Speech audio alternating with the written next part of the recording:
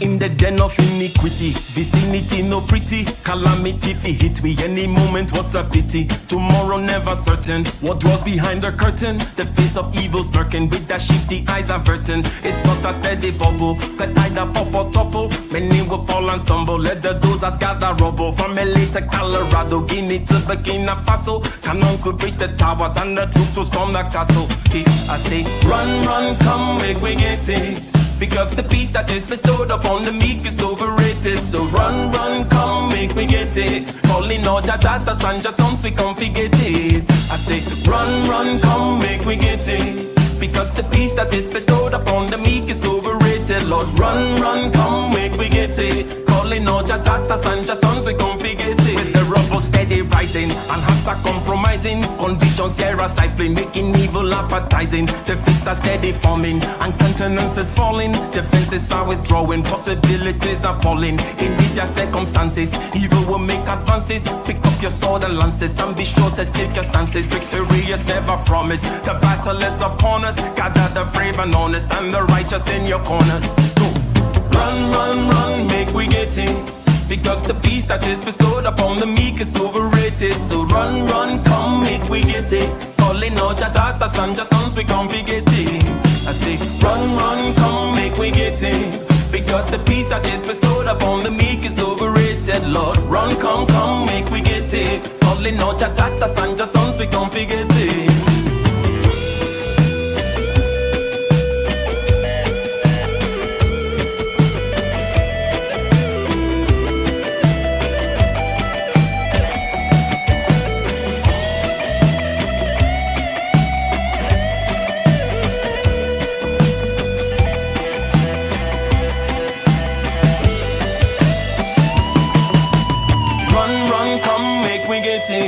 Because the peace that is bestowed upon the meek is overrated. So run, run, come, make we get it. Calling out your daughters and your sons, we come forget it. I say, run, run, come, make we get it. Because the peace that is bestowed upon the meek is overrated. Lord, run, come, come, make we get it. Calling out your daughters and your sons, we come forget it. Run for the hills, let the will lead the mind. For living is the thrill with the doubt left behind. Amidst all the wicked, there is beauty to behold. We are fearless and intrepid from the depths of our soul. The hands of the steady gaze, the rose from the dawn. The sweat of the weary brings us closer to the dawn. The motion of the wheel brings the light to the mind. Be aligned, it's divine. Run, run, come, make we get it. Because the peace that is bestowed upon the meek is overrated. So run, run, come, make we get it. Calling on your daughters and your sons, they come forget it. I say, run, run, come, make we get it. Because the peace that is bestowed upon the meek is overrated. Lord, run, come, come, make we get it. Calling on your daughters and your sons, they come forget it. Run, run, come, make we get it. Because the peace that is bestowed upon the meek is overrated. So run, run, come, make we get it. Calling out your daughters and your sons, we can't forget it. Run, run, come, make we get it. Because the peace that is bestowed upon the meek is overrated. Lord, run, come, make we get it. Calling out your daughters and your sons, we can't forget it.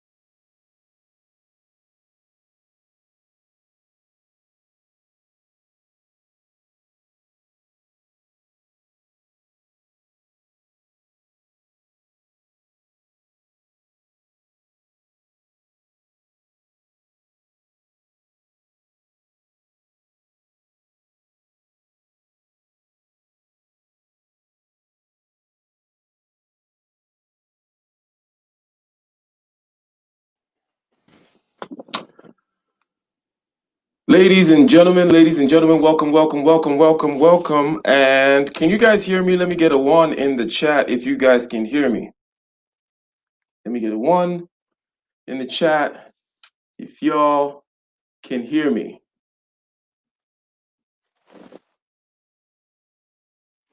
Excellent, excellent. I see ones in the chat. I see ones in the chat. So thank you very much. This is an impromptu session. I felt the need to drop this. I was thinking about this earlier today, and I felt the need to drop on this particular topic. And as usual, we're going to go ahead and lay out a couple of things. I got my trusty easel over here, right? Got my trusty easel. And for those of you whom are familiar with the live stream, you know how we get down here. We have hypotheses and we try to flesh it out, okay? This is not a place for preaching. This is a place for sharing. This is a place where we, in real time, demonstrate and try to validate certain ideas. Or maybe we shut it down. Maybe we find out it doesn't work. And as time goes on, today, I'll open up the stream and have people join in and collaborate and share their ideas. You know what? Some new people just came in. Should I play that song again for those of you who just came in newly, or let's get a quick vote? Give me one on the chat. Maybe I should give a little another clip of that song. This one is called Run. It's hot off the presses, not recorded yet. Okay, not recorded yet. You can find our other recorded tracks on iTunes, on Spotify, so on and so forth. Naima says, play it again. Play it again. Yes, yes, yes. Okay, okay, okay, okay, okay, okay. All right. SoundCloud is free, as you guys know. So let's go ahead and let's drop this track again. Let's play it through. You know what? I'm gonna do a 5-minute intermission. The track is gonna play from the beginning to the end, and we'll be back and we'll get right into the topic. Thank you very much.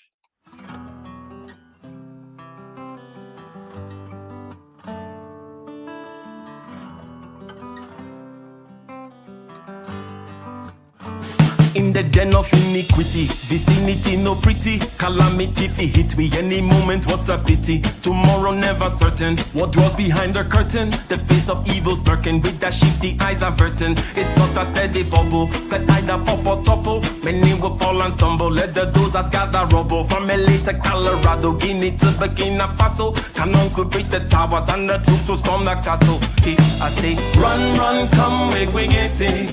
Because the peace that is bestowed upon the meek is overrated. So run, run, come, make me get it. Calling all your daughters and your sons, we come forget it. I say, run, run, come, make me get it. Because the peace that is bestowed upon the meek is overrated. Lord, run, run, come, make we get it. Calling all your daughters and your sons, we come forget it. With the rubble steady rising, and hearts are compromising. Conditions here are stifling, making evil appetizing. The fists are steady forming, and countenance is falling. Defenses are withdrawing, possibilities are falling. In these your circumstances, evil will make advances. Pick up your sword and lances, and be sure to take your stances. Victory is never promised, the battle is upon us. Gather the brave and honest, and the righteous in your corners. Go. Run, run, run, make we get it. Because the peace that is bestowed upon the meek is overrated. So run, run, come, make we get it. Calling out your daughters and your sons, we can't forget it. I say, run, run, come, make we get it. Because the peace that is bestowed upon the meek is overrated. Lord, run, come, come, make we get it. Calling out your daughters and your sons, we can't forget it.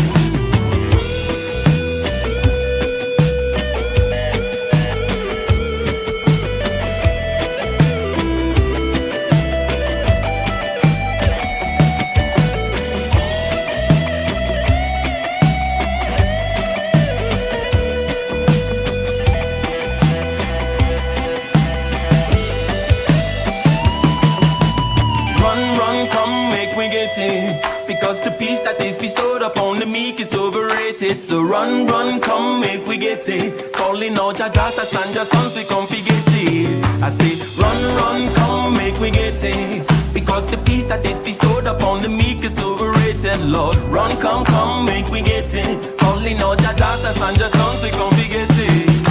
Run for the hills, let the will lead the mind. For living is the trail with the dark left behind. Amidst all the wicked, there is beauty to behold. Be fearless and intrepid from the depths of our soul. The hands of the steady cleave the rose from the thorn. The sweat of the weary brings us closer to the dawn. The motion of the wheel brings the light to the mind. The thing be aligned, it's divine. run, come, make we get it. Because the peace that is bestowed upon the meek is overrated. So run, come, make we get it. Calling on your daughters and your sons, they come we get it. I say, run, come, make we get it. Because the peace that is bestowed upon the meek is overrated. Lord, run, come, make we get it. Calling on your daughters and your sons, they come we get it. Run, come, make we get it. Because the peace that is bestowed upon the meek is overrated. So run, come, make we get it. Calling on your daughters and your sons, we come we get it. Run, come, make we get it. Because the peace that is bestowed upon the meek is overrated, Lord. Run, come, make we get it. Calling on your daughters and your sons, we come we get it.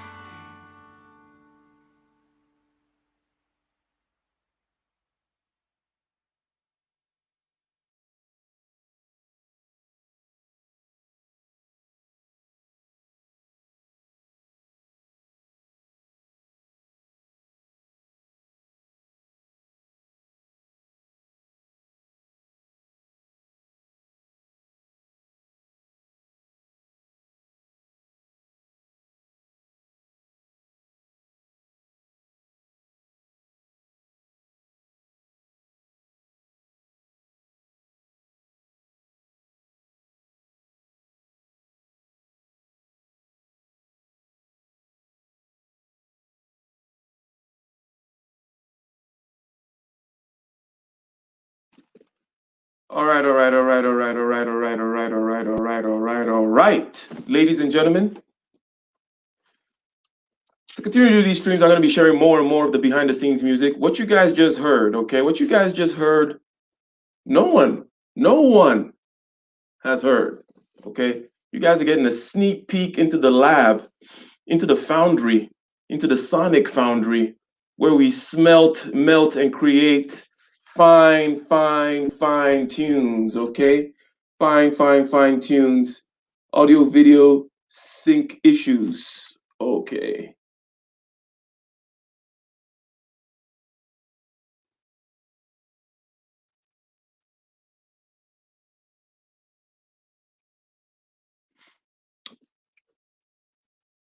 Can you guys hear me though?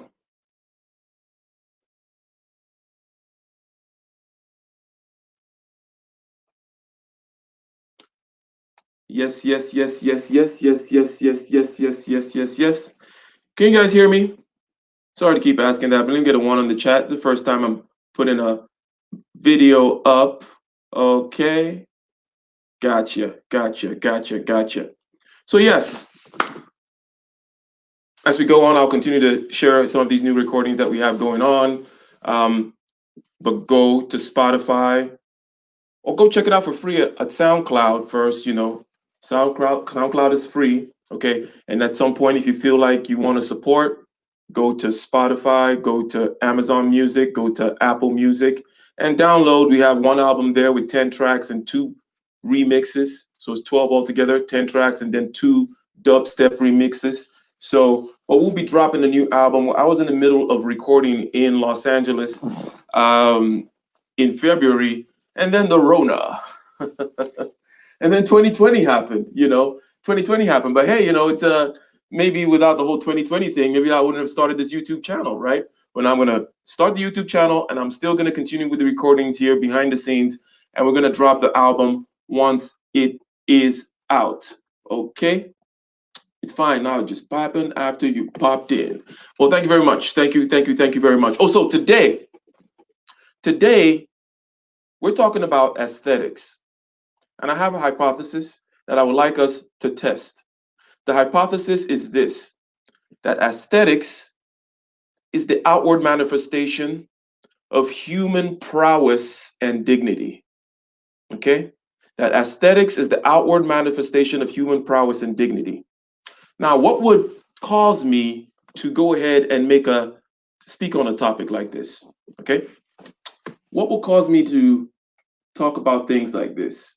Now, let me go ahead and read some stuff from the super chat, okay? The live stream. So I'm going to try to keep my head on straight here. Now, I see the people are coming in. Thank you very much for the support. All right. Yes, you are getting exclusive behind the scenes, according to NICER. Yes, yes, yes, yes, yes. I see you guys are rocking to the music and enjoying it. Thank you, thank you, thank you, thank you, thank you very much. Now, as I said, the hypothesis is this. Let me see. Where do we begin to see? We begin to see around here. We begin to see around here. Okay, the hypothesis is this, that aesthetics, and I never know if it starts with the E or the A, but bear with me. Aesthetics is the outward manifestation of human prowess, okay, and dignity. All right. Now, what is prowess? Okay, prowess has to do with skill, and I'm using it in the way in which it's usually used, in the sense that when we talk about prowess, we're talking about skill that is overflowing, an excess of skill. Okay, not just skill, but a mastery level ability, mastery level of skill.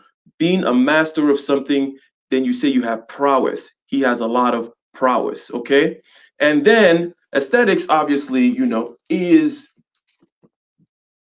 beauty. All right, aesthetics, for the purposes of our conversation, let's break it down like this. Aesthetics goes above and beyond functionality, and it goes into making something pleasant to the senses. Okay?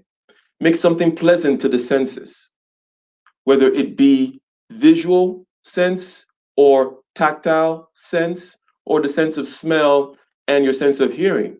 So that, for example, you can make a table that is not aesthetically pleasing, but generally speaking, people strive to make it aesthetically pleasing. In other words, the function is to keep your stuff on top of it, and you have all kinds of things you can put your stuff on top, but aesthetics goes beyond that. Whatever goes beyond the mere functionality into the realm of making it pleasing to the senses, that's what aesthetics is. So prowess, we already defined as mastery level skill, and that aesthetics goes beyond functionality to make something pleasing to the senses. And it is my contention, okay, the hypothesis that we are here to try to knock down today is that this thing here is not quite well understood. Aesthetics is not very well understood, especially in men's spaces. Perhaps women may have a more innate understanding of this. But I watch a solo TV stream and people are talking about, why can't I just wear a hoodie? Why can't I just wear a t-shirt? In other words, why can I not just stay on the level of functionality, right? There's a general ethos out there in, let's say, Silicon Valley, where I am, where these guys, CEOs and the rest of them, want to show that everybody's trying to outdo each other on how casual and functional they can be. Okay. Now that becomes some kind of a new competition, a new aesthetic in and of itself. Okay. Everyone wants to show how casual they can be. Everyone wants to wear the flip flops and the t shirt and the hoodie and the casual jeans. And hey, you know what? I'm not. Now, there is general pushback, okay, besides these two examples that I gave, where people are talking about, well, I don't have to wear a suit, or why can't I just wear my hoodie? Why can't I keep things just at the functional level? Okay, why can I not just keep things at the functional level? The pushback generally goes like this for men. If I were to encapsulate these three examples that I just gave, it goes like this, okay? Having a sense of aesthetics or dwelling and reveling in that world of aesthetics is a sign of weakness. It is a sign of overcompensation. Okay, why are you overcompensating? Okay, it's weakness. It's vanity. It's conformity. You're just conforming to what the dominant culture or this or that or the other wants you to do. Okay, let me get a one in the chat if you guys understand what I'm saying and if you guys are familiar with this kind of a pushback. It might even be you who gives that kind of a pushback. It might even be you who thinks aesthetics is about conformity and weakness vis-a-vis men. Okay, that a man is weak if he cares about aesthetics. He is overcompensating for something. He has too much vanity, blah. blah, blah, blah, blah, blah, blah, right? So you guys are familiar with that. And I'm saying that the concept of aesthetics is a very deep one, okay? And that this kind of a pushback represents a very, very deep misunderstanding of this concept. And it is fine. It is fine because it is not a surface level concept, even though it is shown on the surface. In other words, the surface is aesthetics. But what my claim is that that is what human prowess and dignity is all about.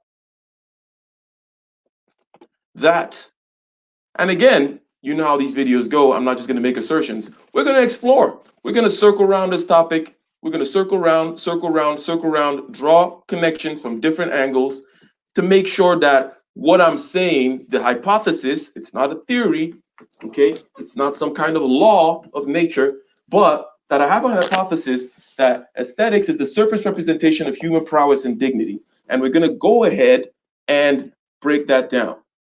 Okay, thank you guys very much for coming in and smashing the likes. Okay, Dante S, enjoying your channel. Well, thank you very much. Thank you very much. The more you guys leave messages like that, the more that I feel like this is worthwhile, right? That I'm actually out here doing something and someone is benefiting something from it, because I benefit from it, okay?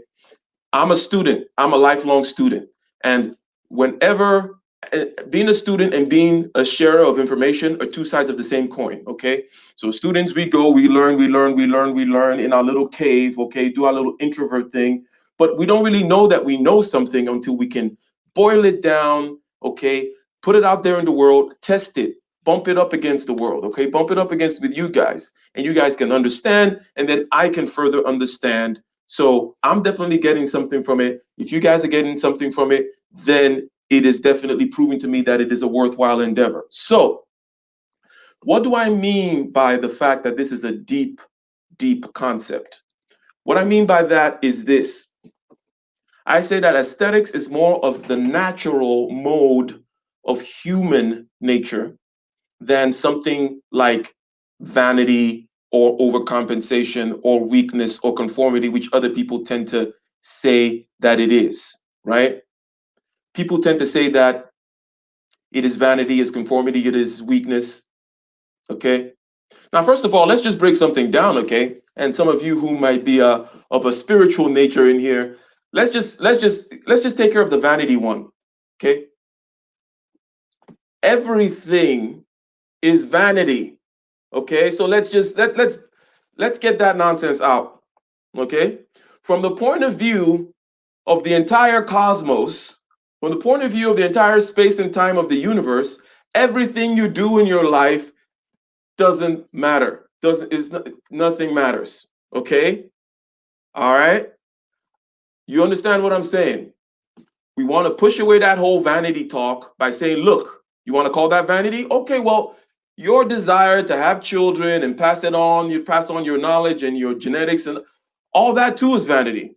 So calling something vanity is an invalid objection, in my opinion, because you can call everything vanity. If you zoom out far enough, the whole damn planet is vanity. It's all in vain and it's all going to go away. The sun is going to come and swallow it up. It doesn't matter. It doesn't matter. So you saying that aesthetics is vanity is really not making a valid point. Now, there's a deep misunderstanding of what aesthetics is, and this is fine because it's a deep concept.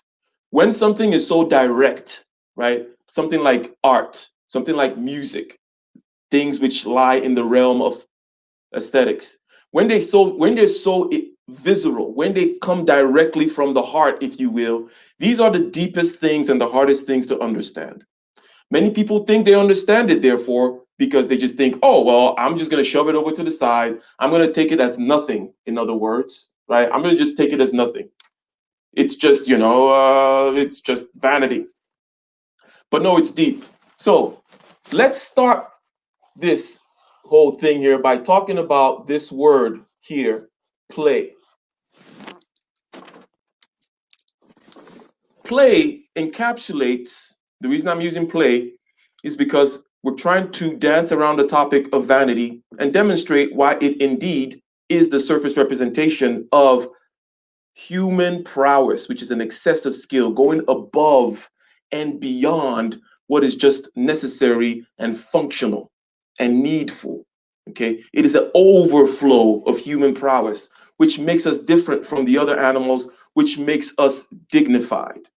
Play encapsulates art and entertainment, and also it encapsulates things like sports. Well, let's just put sports and entertainment. So it encapsulates art and entertainment. And play is also a mammalian thing. Okay, it's a mammalian thing. Now, play has a function in mammals in general. Okay, so let's bring human down to just the level of all the rest of all the other mammals. Play has a function. They roughhouse dogs, cats, you and I in while we're young in order to learn. Okay, it has an educational function. We roughhouse in order to learn how to use our bodies, in order to learn the limits of how far we can push other people around, okay, and them still be fine. That's why it's very important, especially dads, and it's dads that do this. It's very important for dads to roughhouse with their kids, sons in particular. Okay, it's very, very important for you as a man to roughhouse with your child. That way, they learn how to play well with other people. They learn the give and take without going the full way. And you see, like dogs, they'll play bite each other. You know, they'll bite each other in the neck, but they're not going all the way. They're learning how the game works. And also, they're learning for the real life situation as well. That is play when you're young. But human beings take play all the way through life and we take it past the functional level. Okay, so let's talk about dance, music, and sports. Okay, these things go beyond the functional.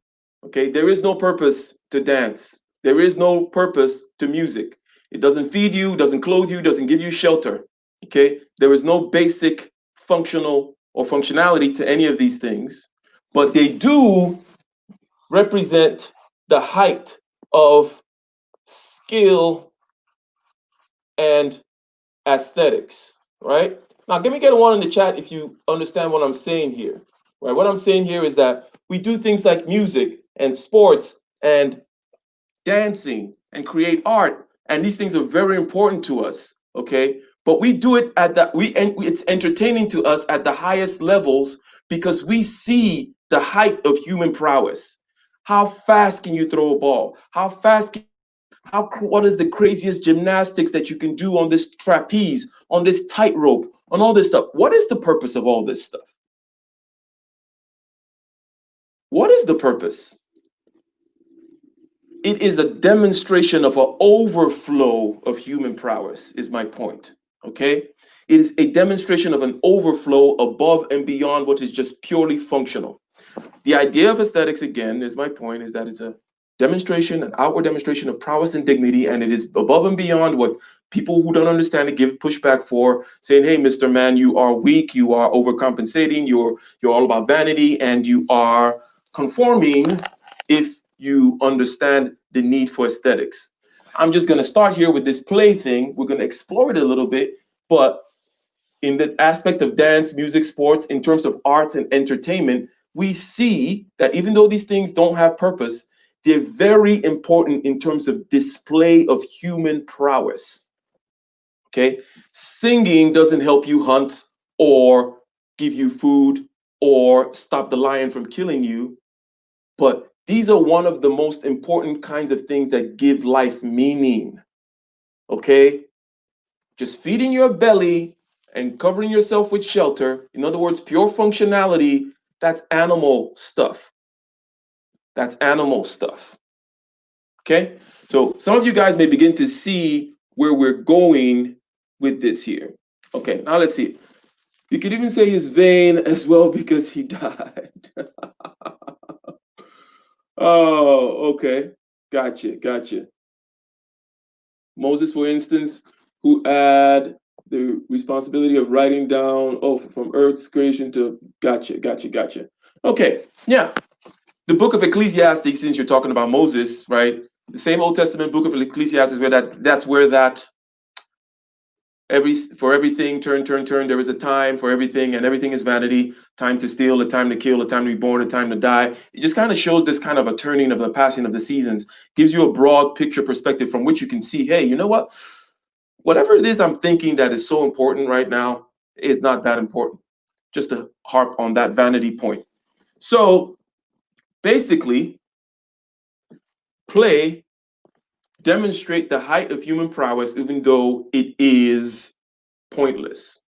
Now let's go over here to the side of play, and let's see, we can still see over there. Yes. Let's talk about a baby. Now we're going to talk about the fact that human, you were thinking of Ecclesiastes, huh? Okay.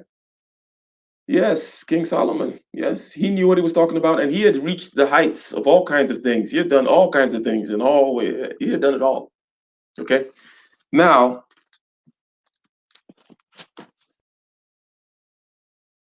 aesthetics, play, and prowess. Let's stick with the prowess from the point of view of mastery.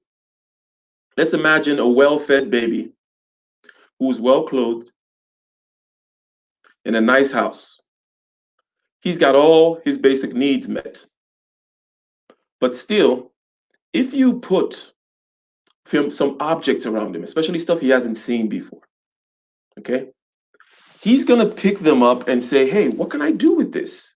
Let me bang it together. Can I bite it? Can I break it? Can I bend it? Can I stand on it? Can I do this? Can I do that? Naturally, okay? Naturally. He is going beyond pure functionality of I'm just trying to get my biological needs met to I'm trying to do things that will demonstrate a mastery of the material world. He is trying to say, what can I do with this stuff?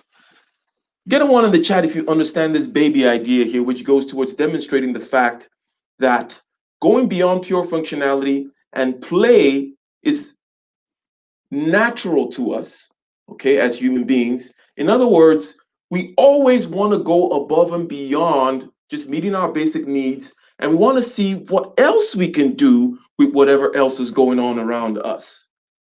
There is a direct line from that baby to everything that I'm going to be talking about in one particular side of the ledger here when it comes to aesthetics. Okay? That baby trying to figure out what can I do with this stick? What can I do with this ball? How can I master this thing? What else can I make use of? Okay? How can I go above and beyond to do these kinds of things?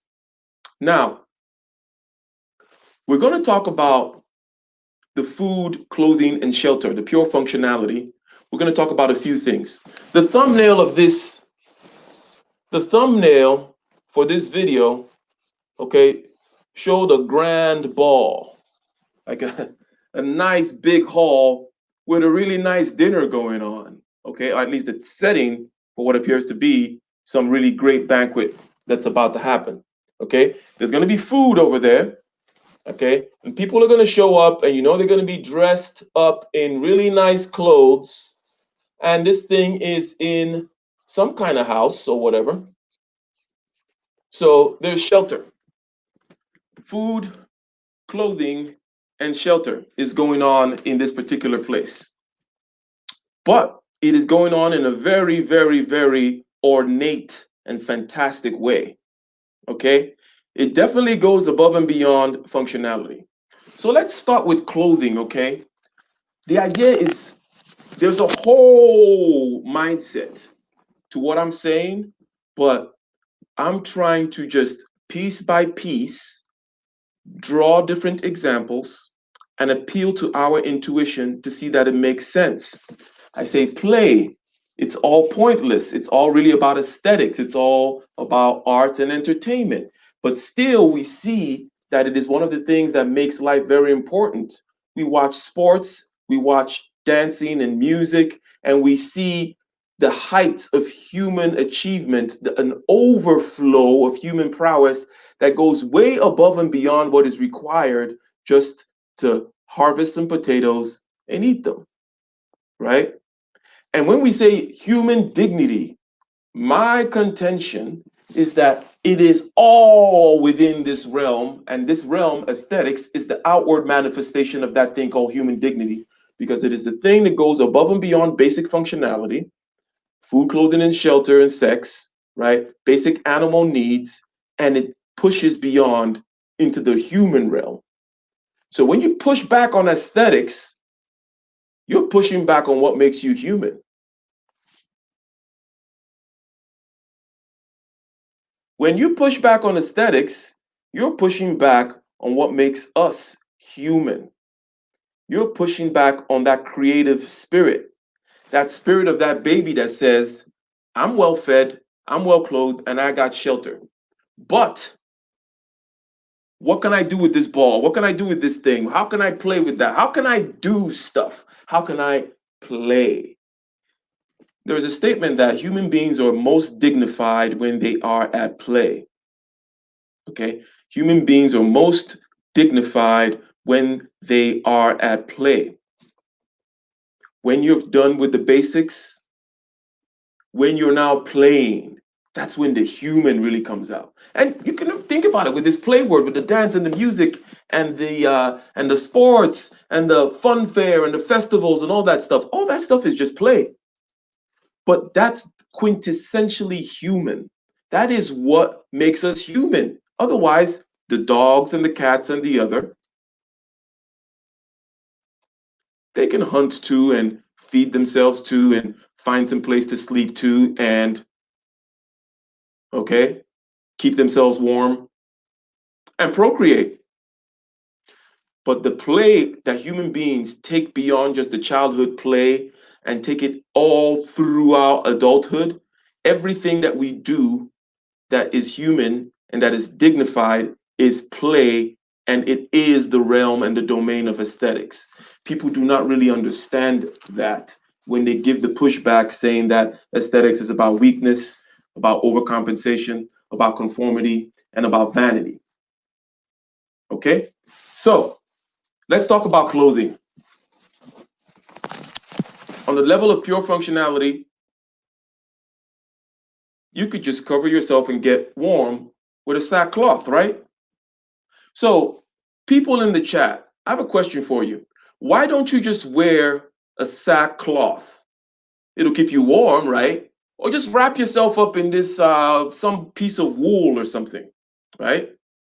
Just, I don't know, put a barrel around yourself, like it's shown in some cartoons. Why don't you just do that? If you want to go with this whole ethos of, why can't I just be minimalist? Let me not use minimalist because minimalism is an aesthetic of unto itself. My bad. Why can I not just be purely functional? Why do I need to go above and beyond? Why can I not just be a cat, a rat, a dog?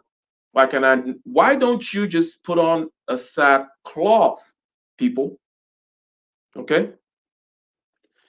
Is there is there a reason why you don't do that? Now think about that. Think about it. Because we're going to take it step by step. So we probably started out with something similar to sackcloth. The simple, the basic. We wrap it around our body for one of these basic needs, and this need here will be clothing. Okay. Now, because the quality of what you want and how it makes you feel, quality, how it makes you feel, what you want, the wanting, the will, because you have free freaking will, just like that baby. And just because it's fed and clothed and well sheltered doesn't mean it's going to stop. It has the will to dominate the rest of all the physical space around it. Okay, that's a very good one, young Swift. But let's dig even further. Okay, first thing you do, let's say the first guy, first person to make clothes or whatever, they just put a sackcloth. And then they took it a step further and said, how do we make this aesthetically pleasing to the senses? Let's make it visually pleasing. Let's shape it in a certain way. So let's tailor this sackcloth. Okay? Let's tailor this sackcloth. And still, this is just the basic minimum. You could even say that this is kind of still tied, closely tied to function. That form and function, yeah, it's still, it's just wearing better. It does the function better. Okay? But then guess what? You're like, how about I make it more tactile, more pleasing to the sense of touch? Okay? How about I make it more pleasing to the sense of touch? All right? Now we're moving further and further out from this pure functional need for clothing. We're saying, I'm going to find, hey, look at that sheep over there. I wonder what I can do if I shave off its foliage or its wool, and I wonder why if I can make something with that. I wonder if it'll feel better. Okay? We take it so far that we find these things called silkworms, and we extract these fiber from them, and we go through a process. And here's where the prowess is going to come in. We go through a process which requires a lot of skill, a lot of human ingenuity, an overflowing of skill and ingenuity to make silk, just so it feels nice. Okay? And we're still just kind of tied to the tactile sensation, to the aesthetics. And again, the main claim is human aesthetics is the outward manifestation of human prowess and dignity. So when people get pushback saying, ha ha ha, no, it's all about vanity, it's a sign of weakness. Why are you overcompensating? Well, they don't understand the nature of things. They don't understand the nature of what we human beings are doing here on this planet.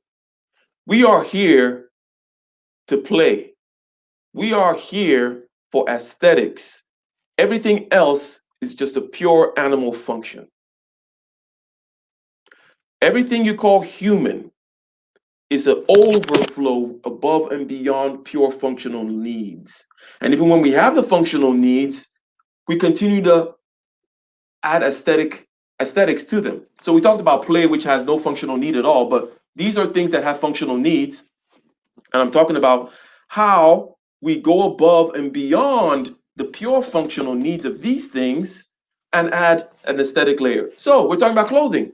Okay, you could have a sackcloth. You could be a dude with a sackcloth, right? Or you say, you know what? I want my sackcloth to fit better. So you go ahead and you say, hey, I'm gonna tailor that sackcloth, okay? Or I'm gonna make a toga and swing it around and put a belt and do that. And now this looks good, looking a little swanky, looking a little groovy. Nice, nice, nice, right? What else can I do? What else is going on? Just like that baby that looks around and sees the stick and the rock. What can I do with this? What can I do? Look at that fiber. Look at that plant. Look at that rock. What can I do? What can I do? What can I do? I'm going to go get silkworms. Okay? I'm going to get fine dyes from all over the world to make purple.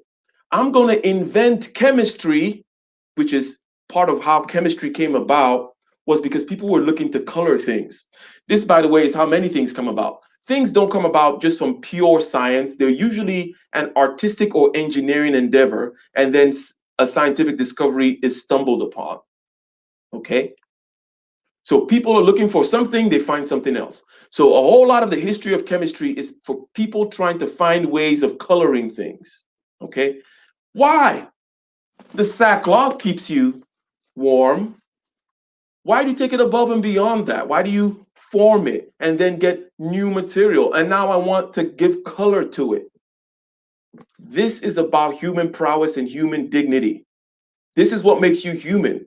You want to stay at the purely functional level? Fine. And that's a personal choice.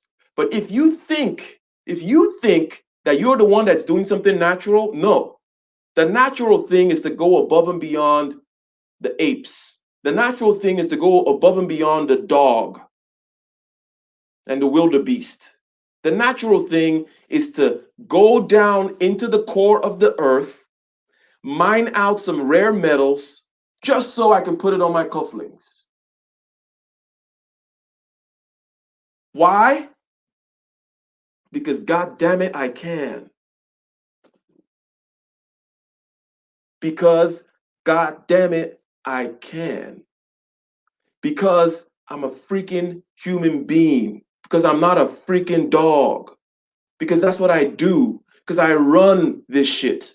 That's what we're saying, right? Let me get a one in the chat if you understand that, God damn it, because I can, because I run this damn planet, because I have dominion over here in this material realm. And I'm going to take things, okay, I'm going to go to the center of the earth, okay, to find diamonds and golds just so that I can put it on my dinner plate. Why? Because, God damn it, I can. And who the hell are you to question me about it? So when the small-minded people, start telling you, why don't you just wear a t-shirt, bro? Well, what with the vanity, man? That's just weak, man.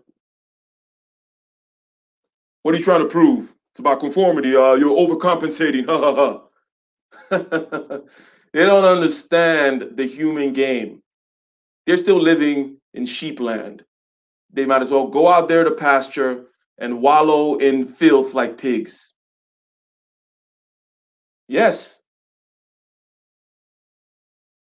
maybe it's a little too harsh. All right, let me back up a little.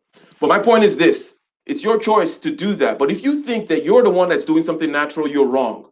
The natural human thing, just like that baby who's already well clothed, well fed, and well sheltered, the natural thing for that baby to do is to still crawl around looking for stuff to do stuff with. What can I make stuff with? What can I do? Right? There is meaning and reason to everything, and for everything, examples and explanations given, the causes and effects. Yes, yes, yes, yes, yes, yes, yes. Yuda Israel. Thank you very much. Thank you very much. So this is an impromptu stream that it just came to me. I was like, you know what? I want to speak on this topic because I hear a lot of things being said. You know, as I said, I watch a stream, Solo TV 84, and people are arguing about whether or not, a grown man should wear a suit.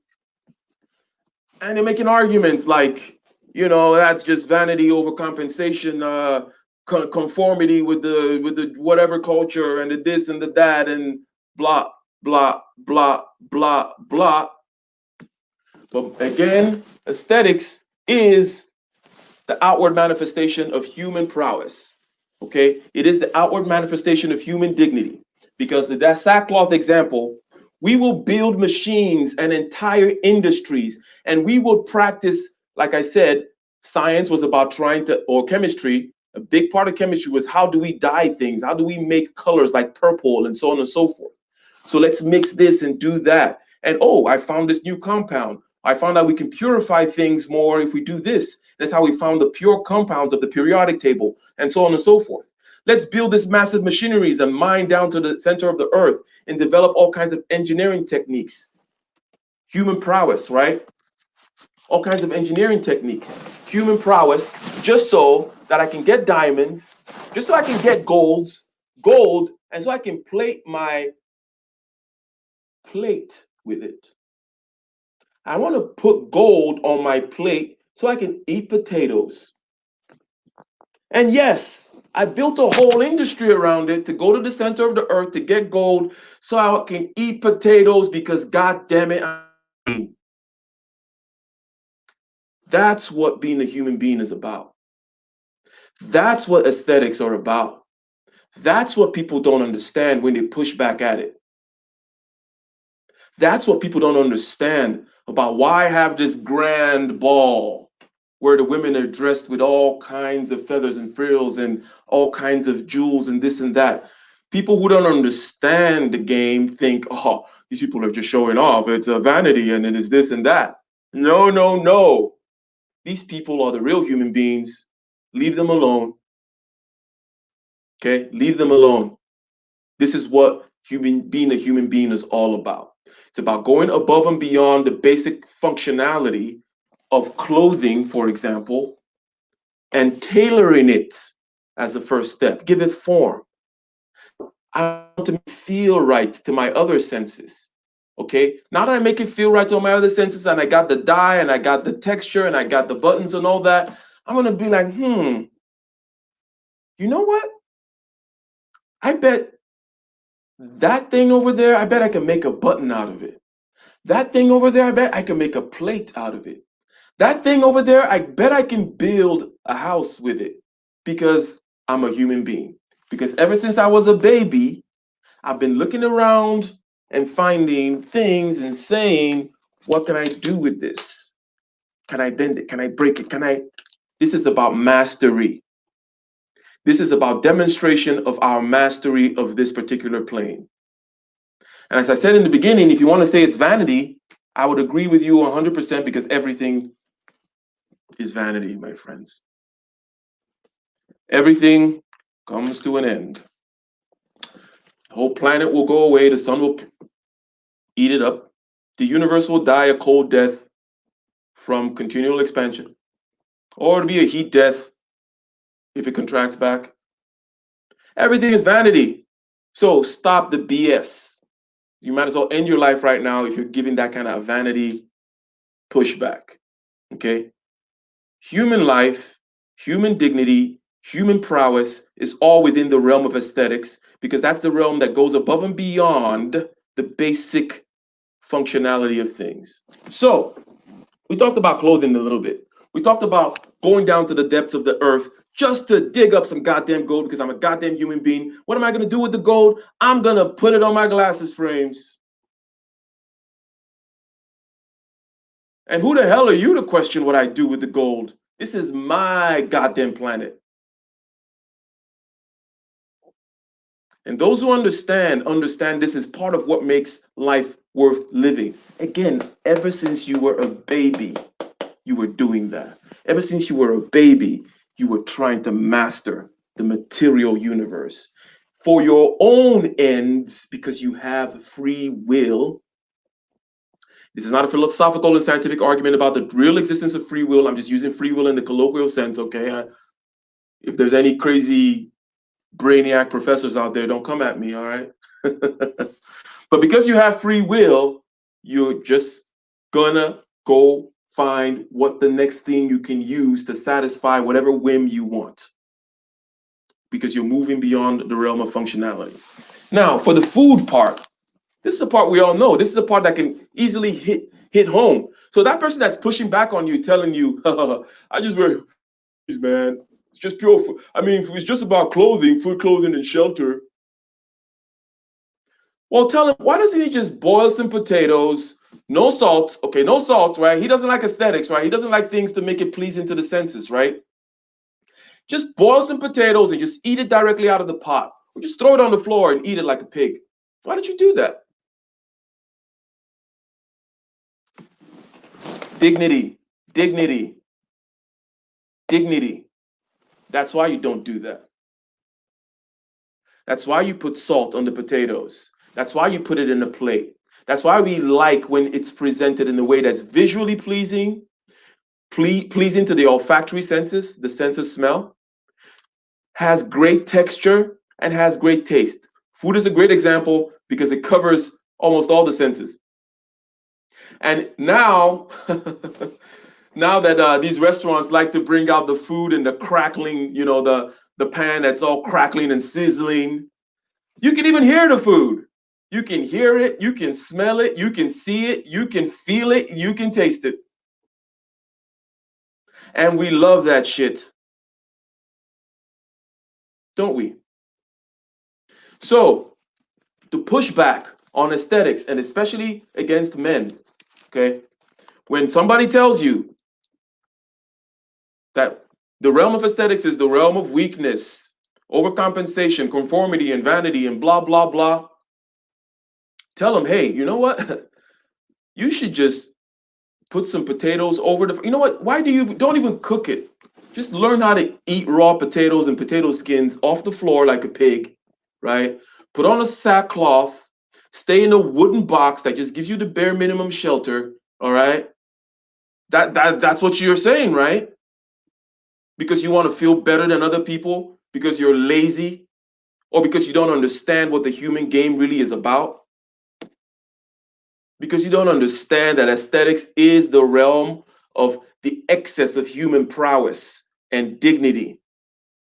Because I'm going to find a whole industry, okay, just so I'm going to train these dogs and these whatever to go find these special truffles. And I'm gonna go down to the center of the earth. I'm gonna get that gold. I'm gonna make gold leaf on top of it just so I can put it over my burger. Why? Because God damn it, I'm a human being. That's why. What are you? Ask him that. If you get that pushback, ask him why they put salt on their potatoes. Ask him why they eat it on the plate. Ask him why their house is not just a bare box. Ask him why they enjoy music, dance, and sports, and all these other purposeless things which go above and beyond functionality. They don't understand the human game. Okay? They do not understand the human game. That is my contention here. That is our contention here. Okay? Oh, Ike is cooking, they said. But every culture has a noble class, working class. It's how you're raised. Even the working class, let's say you want to talk, okay, I grew up in Nigeria. Even the lowest class has their festivals when they come out and they do all kinds of ornate stuff. Am I lying? So to the people who want to give the class pushback, there is no culture in the world that does not have these special ceremonies, special festivals where they do completely purposeless stuff that goes way above and beyond the matter of functionality. And there's all kinds of ornateness, ornamentation, color, style, beautiful food. Let me get a one in the chat if you guys don't understand that. For anyone who thinks that, oh, this is maybe just a class thing, because I'm using the example of gold and silver cufflinks, right? No, it's more than that. Cuts through all classes. Everyone has rituals, festivals where we go above and beyond because it's a basic human need. It gives you basic human dignity. It sets you apart from the sheep and the wolves and the lions and the pigs. They ain't got the answers, Sway.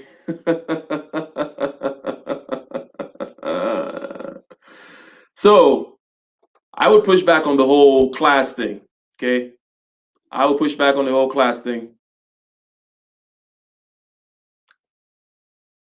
Gotcha. Okay. I agree with you. My statement wasn't objective. Understood. Well understood. Now, I'm using examples that are on the high end of things to be provocative and for a particular reason, because those are the things that we can more easily understand. Because if I start talking about just other kinds of rituals and things like that that other people do, it may not connect. But everybody knows, just like the thumbnail that I put for this video, everybody knows what a grand ball or a massive table in a huge banquet looks like with silver finery. I was going to say silverware,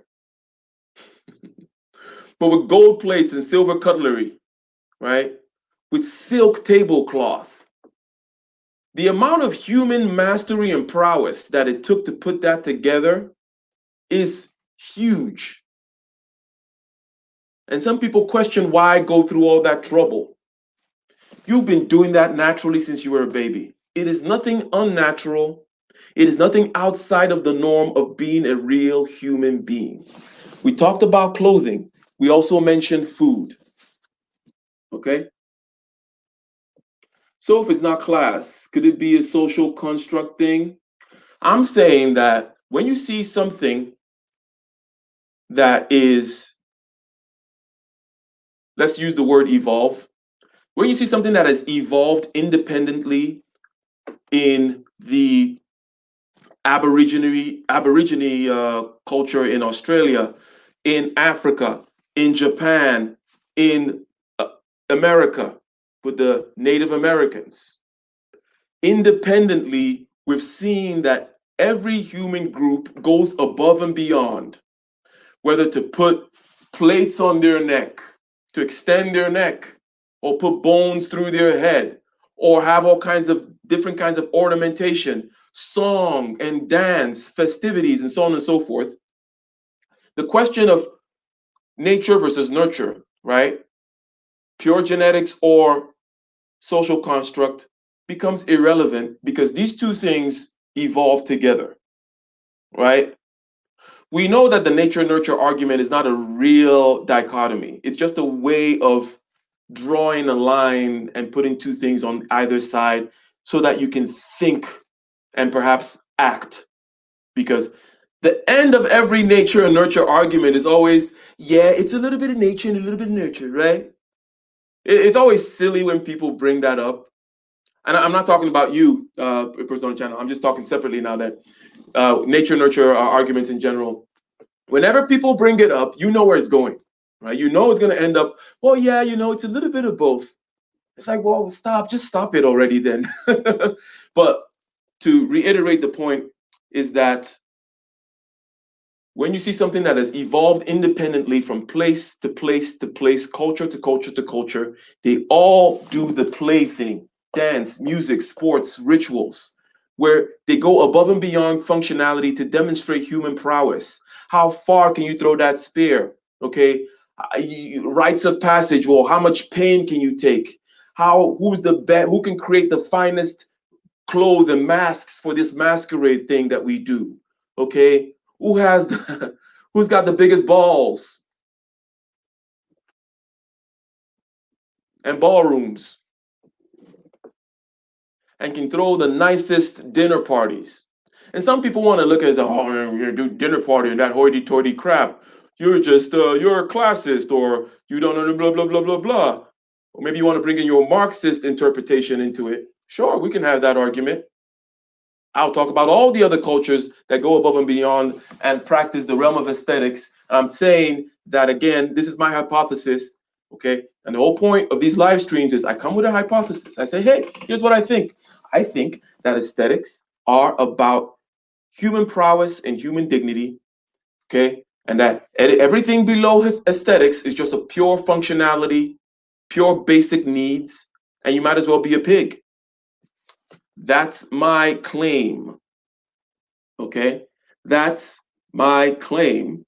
And we're bringing it up, we're talking around it. We brought up the idea of play, demonstrating skill and prowess and aesthetics, it being entertaining. It's beautiful to watch a good soccer game or a great dance or great gymnastics being performed, but it's absolutely useless. There's no point to it, there's no purpose to it.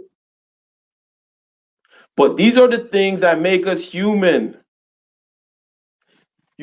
Somebody who flies from Mars lands and says, hey human, what makes you human? Tell them it's our play. Because the silver and these cufflinks are about play. It's saying, God damn it, I can. That's why I did it. That's why I did it. Because I'm playing a game, because I'm enjoying my life, because I'm demonstrating my mastery over the physical plane here. Okay? Because when I'm done with my food, clothing, and shelter basic needs, I'm gonna start looking around. Look at that tree over there. I wonder what I could do with it. I wonder if I can get the skill to be able to make a nice, ornate, beautiful table out of it. Because all craftsmen go beyond the basic carving of a table to make it ornate, beautiful, demonstrating human prowess, and it evokes the idea of human dignity. So let's talk about the shelter thing. I think that's obvious, right? I put that picture up, okay? I put the picture up. And by the way, I see that there are some questions. Do you guys want me to open up the stream? Let me get a one in the chat. If you want to open up the stream, I'm going for about an hour. So Let me get a one in the chat if you guys want me to open up the stream and so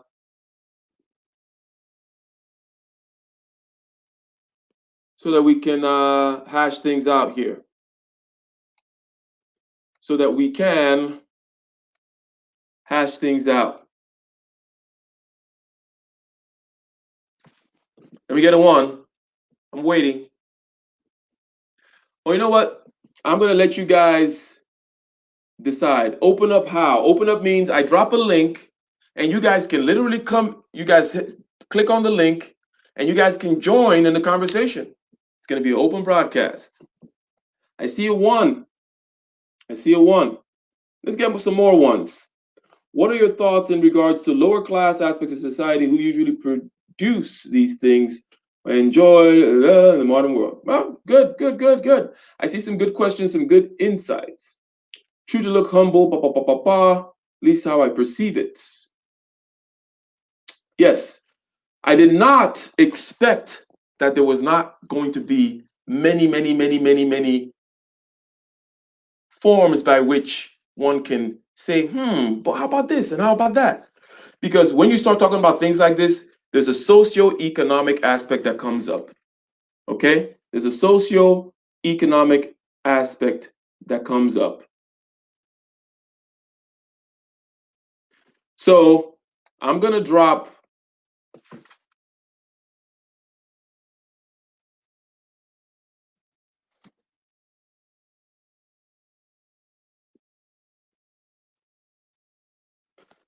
that is Zachariah, that's a good point. But how about you hop on the stream and let's talk about it? As I said, socioeconomic stuff is going to come up whenever I talk about something like this. And I pushed it hard. I pushed hard on it in order to be provocative, in order to trigger certain things, right? Because you got to be entertaining. And also in order to drive the point home that the realm of aesthetics is the realm of human beings doing what human beings do, which is going above and beyond the pure functionality to do things of a spiritual nature. In the past, these sports and dances and music, they were all considered spiritual, right? And as we progress forward, that's why, the monks were the first to learn to write music down. It was still kind of within the spiritual construct if we talk about the Western society, right? Now it is kind of branched out into some other aspects, but still, this is the realm of human beings, all right? And I'll let you in. I see you there in, you joined in. I'll put you in a second, okay? Yes, exactly. I said prowess and dignity. You don't need resources to demonstrate your prowess. You could go outside and find some clay and demonstrate that you're a badass sculptor. Okay? This is still going above and beyond the realm of the basic needs in order to be human. Because no matter how downtrodden we are, we still want to be human. Okay? Now, if anyone else wants to join the stream, the link is there. But in the meantime, I'm going to play the track again. Okay? I'm going to play the track again for a little bit. Okay? Just so Nicer can get her groove on. All right?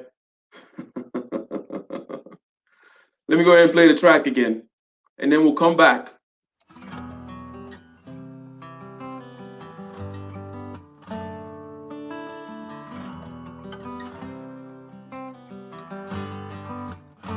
In the den of iniquity, vicinity no pretty, calamity fi hit we any moment, what a pity. Tomorrow never certain, what dwells behind the curtain, the face of evil smirking with that shifty eyes averting. It's not a steady bubble, could either pop or topple, many will fall and stumble, let the dozers gather rubble. From LA to Colorado, Guinea to Burkina Faso, cannon could reach the towers and the troops will storm the castle. I say, run, run, come, make we get it. because the peace that is bestowed upon the meek is overrated. So run, run, come, make we get it. Calling all your daughters and your sons, we can't forget it. I say, run, run, come, make we get it. Because the peace that is bestowed upon the meek is overrated. Lord, run, run, come, make we get it. Calling all your daughters and your sons, we can't forget it. With the rubble steady rising and hearts are compromising, convictions here are stifling, making evil appetizing. The fists are steady forming and countenance is falling. Defenses are withdrawing, possibilities are falling. In these your circumstances, evil will make advances. Pick up your sword and lances and be sure to take your stances. Victory is never promised, the battle is upon us. Gather the brave and honest and the righteous in your corners. Go. Run, run, run, make we get it. Because the peace that is bestowed upon the meek is overrated. So run, run, come, make we get it. Calling out your daughters and your sons, we can't forget it. I say, run, run, come, make we get it. Because the peace that is bestowed upon the meek is overrated. Lord, run, come, come, make we get it. Calling out your daughters and your sons, we can't forget it.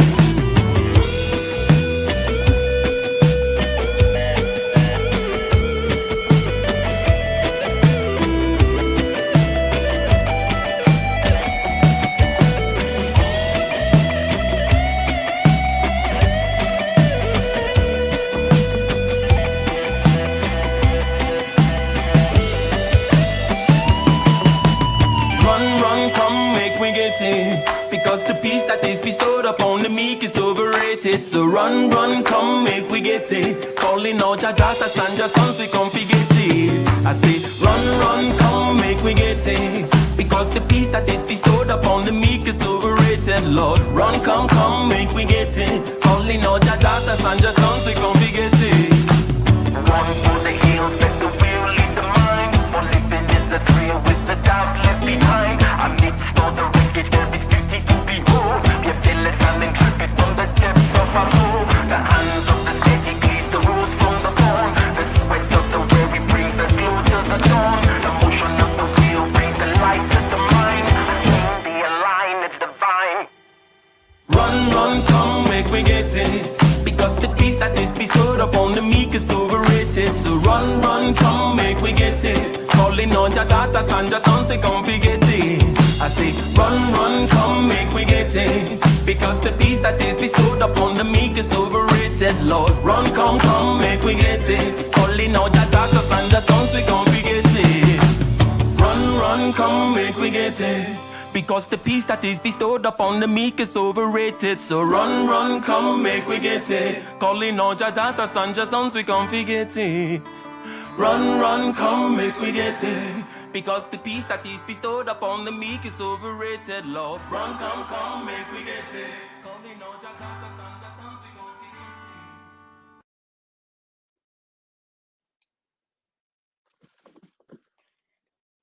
All right, all right, all right, all right, all right, all right, all right. Let me get a one in the chat if you can hear me.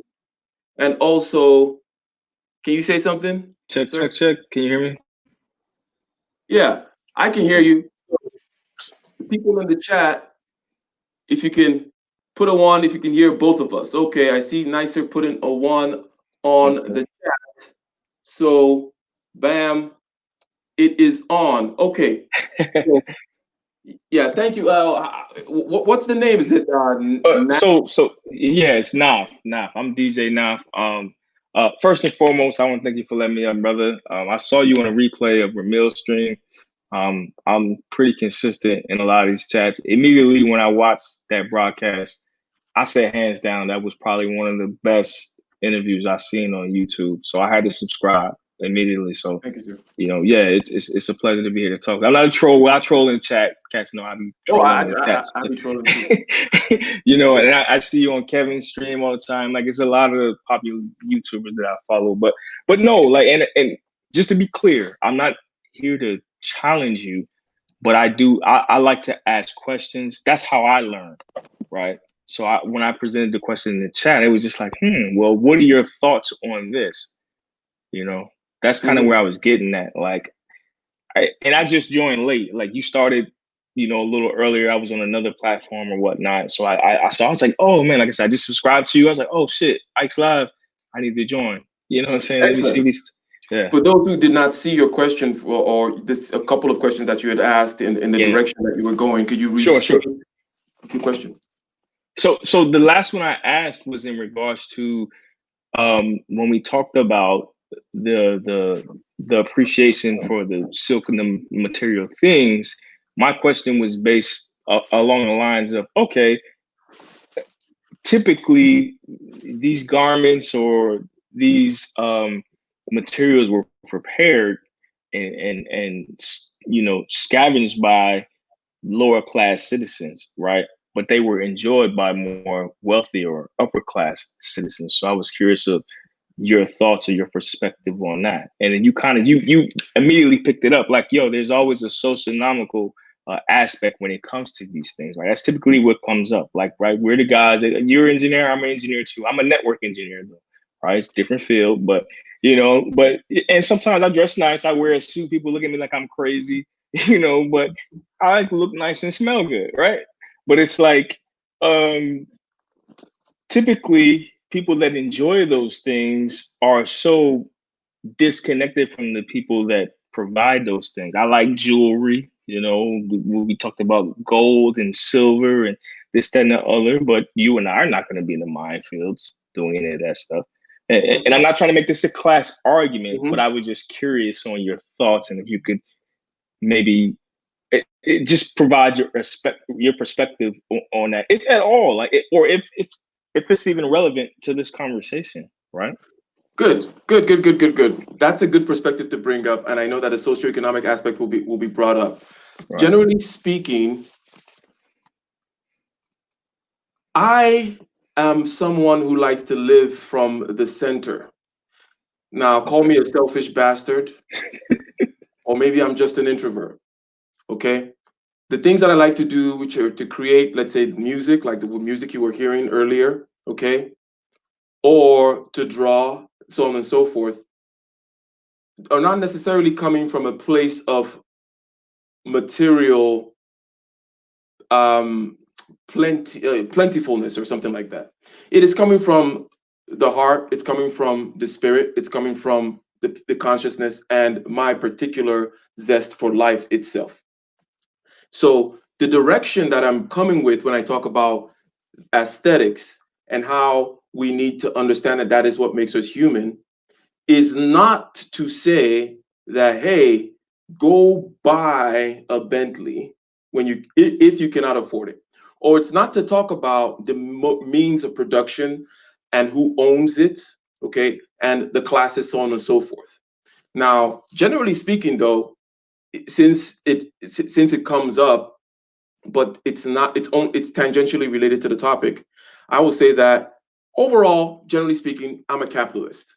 I'm a capitalist, kind of a libertarian, kind of an individualist when it comes to certain kinds of uh, um, the ethics, let's say. Individualist in ethics, libertarian in economics, and capitalist when it comes to generally how society should be structured. Now, I know that these things are imperfect, but I think that the more decentralized, the better. I think that a multi-headed hydra is better suited to evolve than one that only has one head. However, there's a trade-off. You lose efficiency with multi-headed hydras, or you lose efficiency with decentralization, right? And so on and so forth. But not to get derailed into that. In other words, by the efficiency thing, even though you may know what I'm talking about, just to make myself clear to, since this is a broadcast, I'm saying that if you want maximum efficiency, you have an emperor, or you have the Chinese Communist Party or something like that. You have one place where decisions are made. However, with efficiency, right, you get fragility. In other words, you got one head. You cut off that head, that's it. It's done. Okay. And you also don't get evolution. It does not adapt very well. Right. But with 1,000 different heads, sure, you don't get one head with the decisions getting made, but it is almost impossible to kill that thing. And that thing learns very quickly. Okay. It's just like different organisms, each individual species evolving through time, living and dying, and learning from the environment. And they're becoming more suitable, more fit, if you will, for the environment, right? That's how decentralized systems tend to work, and a lot of things, including life, are decentralized systems. So point being that this whole aesthetic talk is to inculcate a mindset, regardless of what socioeconomic level you are, to understand that the enjoyment of life is in play, and that you can play and demonstrate your prowess and dignity in play, whether you're wearing diamond cufflinks, or whether you are drawing in the sand, or whether you like to go to the park and lead, the children in samba dance, right? Mm. Okay. Fair enough. Yes, sir. Absolutely. Absolutely. Yeah. Okay, So, so I'm oh, I'm sorry. sorry. Go ahead, and then we'll have I believe it's Sonic. Sonic is on. Let me test Sonic audio. Uh, can you unmute yourself, Sonic? Or is it? Oh, sorry, I can't read. SCBC, can you unmute yourself, please, and say something? All right, can you hear me? Oh yes, yes, we can hear Yeah. you. So Yeah. 1 second, we're gonna have Nath say something, and then you can hop back on. Thank you. So real quick, I think actually it was nicer. She had brought up the point of humility, and I can understand, right? Like you reach a certain point, you like nice things, and she was kind of speaking more from like your stance, like yo, you could be humble. At least this is how I interpret it, and I can agree with that. Like another reason, like I had to subscribe to you. I consider myself to be an introvert, but then being a DJ is kind of weird because I'm like out and around people and you have to socialize, and it makes me uncomfortable sometimes. And like I, I heard you say, like, yo, I have to sleep for a week after going to an event. That's how I feel. They won't hear from me for 2 days, like, But as far as the humility, because when I do go out, I'm gonna be the flyest guy in the room. Like that's just what it is. Whether I'm dressed casually, right? Or if I'm dressed like I'm going to a meeting, at least the way I perceive. Now, if you were there, then obviously you'll be the flyest guy in the room. But you know what I'm saying? But the sense of maintaining that level of humility, like enjoying the things that you're talking about, right?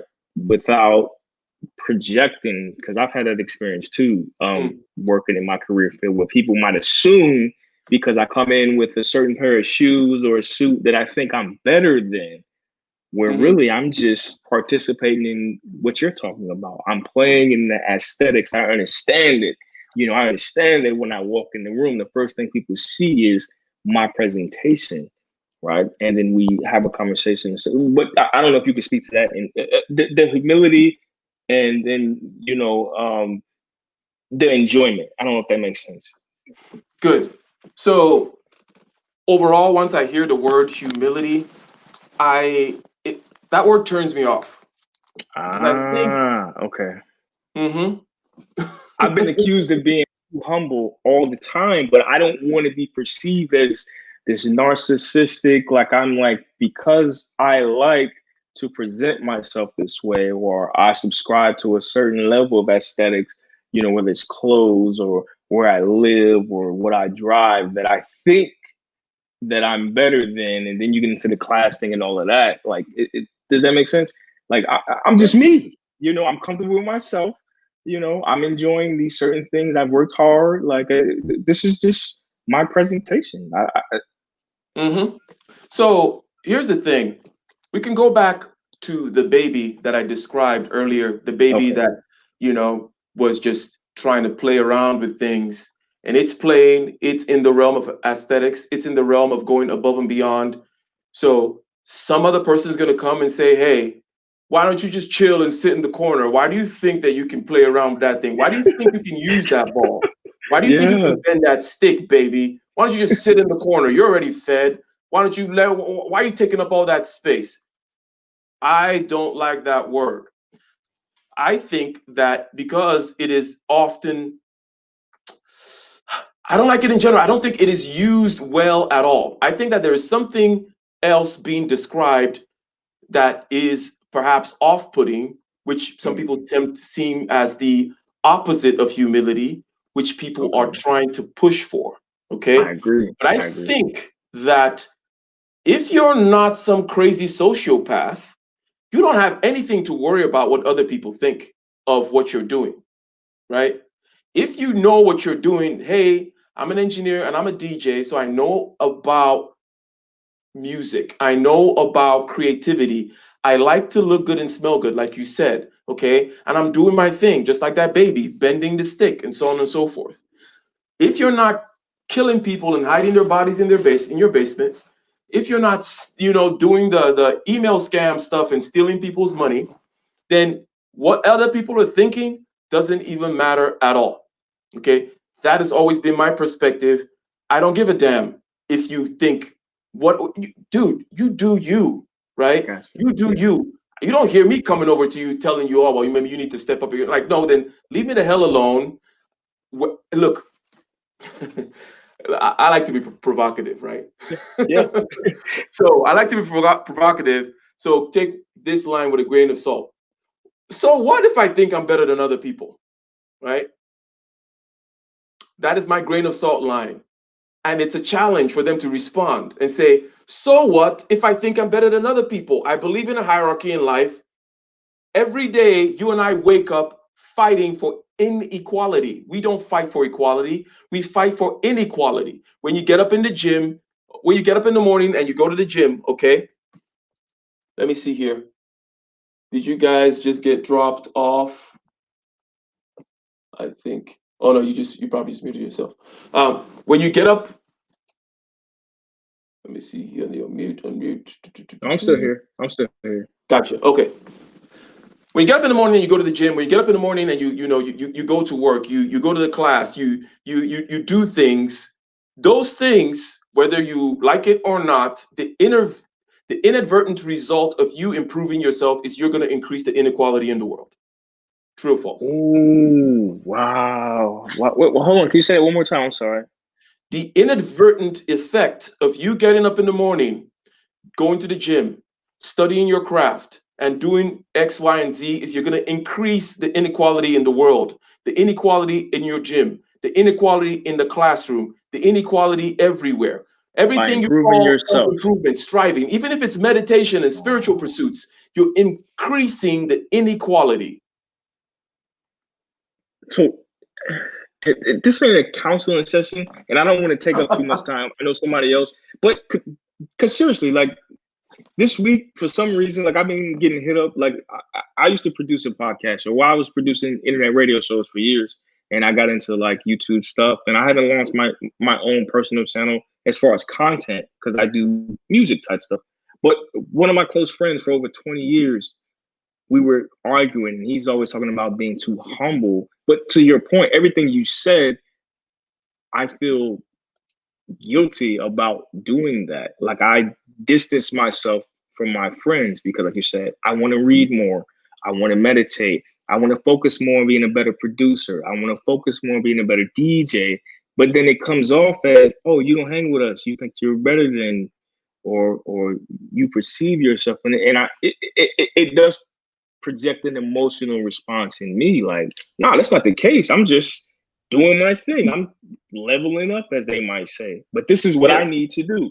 You know, to progress in my career, I have to study. I have to read. If I want to take care of my body, I have to.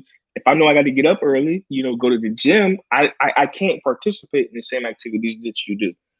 But society has a way of making you feel guilty about doing Okay. these things. So That's very true. and I understand, and then we'll let Yeah. I'm we'll, sorry. we'll, I'm done. So to reiterate the point, okay, if you're not a crazy person, then you shouldn't give a damn, generally speaking, what other people have to say about you. Because if you're not a crazy person, you're competing against your past self. You're competing against yourself from 2 years ago, from 3 years ago. You're trying to do the things that guy did not do. You're trying to learn from that guy's mistakes. You're trying not to repeat that guy's mistakes. But none of this has anything to do with anybody else. Okay? The inadvertent effect, though, is there's going to be inequality. Okay? You're going to be skinnier or fitter, right? You're going to have more money. You're going to be more skilled at your job than the next guy. Okay. If you don't want that to happen and you want egalitarian, okay, let's all just go to the lowest common denominator. Okay. But some of us will never do that. And we don't give a damn what you think about us. Okay. Because I am competing with myself. I'm competing with my potential. I don't give a crap what you think. So that's kind of my whole thing on that. And that's my particular attitude. And perhaps it may be helpful. So can you unmute yourself? All right. Hey, Ike, thanks for having me on. Thank you, sir. Yeah, so here's my take on that, on people who push for humility and all this be humble type of way of thinking. I think people who do that are usually people with low self-esteem and low performers. So, they push that on, it's a way of control to me. I see it as a way of control to kind of bring people down to their level. So, but anyway, that's my take on that. Wow. Yes. So I have heard that obviously, before a couple of times. Now, when one hears things like this, it is hard to relate, because I think I pride myself on being able to relate to all the vast array of human proclivities, tendencies, emotions, and so on and so forth. I think I can pretty much understand almost anything in terms of emotionally. Like, yeah, okay, I get that. Okay, oh, the seven deadly sins. Oh yeah, I get it. I get, all the sins and all the this and all the bad behavior. I think I can get where people are coming from. The one that I struggle to get is this one that you just mentioned, which is the idea of trying to hold people back. Um, so I can't really speak of where it's coming from. I can't imagine that it may be because none of us have godlike self-esteem, right? Does that make sense? Yeah. No, I So, don't understand what you're saying. No. okay, so you say a low self-esteem will lead people to want to push this, be humble because you want to hold people down, their low performance. But Right. none of us have the self-esteem that we would like, or at least at some point in our life we've had lower self-esteem, or maybe some days we don't have as much. Or is self-esteem something that's more of a static, like you got it, or you don't? What is your take on that? Now I'm just trying to take in what you just said, but no, I don't. I don't have any. Mhm. No, I don't have any say on that right now. Okay, Yeah, because I what mean, I'm saying, what I'm getting if you at, can expound on it, then maybe I'll have some. yes, what I, I'm I getting can at is speak this. on I it. was trying to explain my thing, which is that I understand low self-esteem, but I don't understand the whole thing of trying to tell somebody that, oh, you're doing too much, or you're being too much, or I'm trying to hold you back, or that kind of a thing. You may give them advice on, maybe they're making a fool of themselves, that kind of a thing. Like, hey, like, dude, you're doing too much. Maybe you need to dial it back. That's a style or a strategic kind of thing. Pick your battles, that kind of a thing. But the whole, I'm a low performer, so the whole crab in the bucket thing, I've never quite understood that, even though I think I understand low self esteem, because none of us necessarily has the level of self esteem that we would like. There's always something to work on, something to better ourselves on, right? So that's my kind of general view on that. So, does either one of you have anything else to add? I could give a bit of a different example. I don't know if you're familiar with the whole Jenny Mai thing and Alani Love conversation that's been popular on YouTube. Mhm. And if that would be an example of, some people will say, she's like, hey, I'm comfortable with submitting to my man. And then you have, someone on the other side saying, well, I would never submit because I feel like blah, blah, blah, blah, blah. And some people will say, well, that's because this particular person has lower self-esteem than that person. And I mean, that's the immediate example I can come up with right now. Would it be in this example? Would it be Jenny who would be accused of having low self-esteem, or is it the person that's pushing against Jenny? The person pushing against the fact that she's like, hey, I'm comfortable in my relationship. I'm comfortable with my man. I have my own things going on. He has his own things going on. But in this relationship, I'm comfortable and willing to submit to his position, as a man, where the woman that people would accuse of having low self-esteem and with her dude that's, as they would say in these YouTube streets, of lower value, she's not. So she presents it like, oh, nah, that's not what you do. Not to make it, into the dating realm, but that was the first thing that came to mind because that's what I see often as an example. Yeah, that part, I see a lot of disingenuousness and bad faith in a lot of the arguments that people like that give, because they always, like Kevin Samuel says, they go to the worst. They just go to some ridiculous place, like be submissive. I like to be submissive in my relationship. Now, before I say this, okay, we have all heard, if you've dealt with any women for any significant period of time, you've all heard them say some version of, yeah, I like to go out there in the world and do this, but when I come home, I want to be catered to and I want to be put on a pedestal and I want to be, I want to be a woman in the house, right? We've all heard that, correct? Yes. Okay. So it's like, it's not like it's some kind of a strange thing, okay? But there's a disingenuousness, some buffoonery going on. It's an all-time high, as O'Shea would say, that goes on where all of a sudden that thing which they just said yesterday, okay, I swear you'll catch the same person who just said that crap yesterday. When they come now and they read the Jeremiah thing, they're gonna be like, oh, so you want me to just be a slave in the kitchen? They just go to this kind of outlandish thing that nobody ever says, no one ever thinks. No person that's over 2 years old is saying that.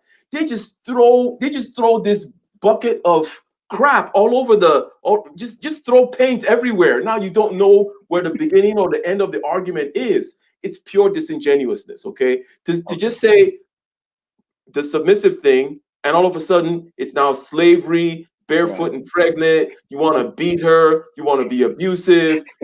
Jesus Christ, come on. Like I typically say, like, puppy dogs get protected. People will do all kinds of things for puppy dogs, right? But pit bulls get avoided.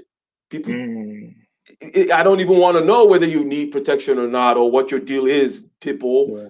I'm just leaving you alone, okay? Yeah. People don't go kicking puppy dogs, okay? These are typical things. Now, guys are very simple, okay? And this puppy dog analogy that I just gave, we're mammals. It's the same thing.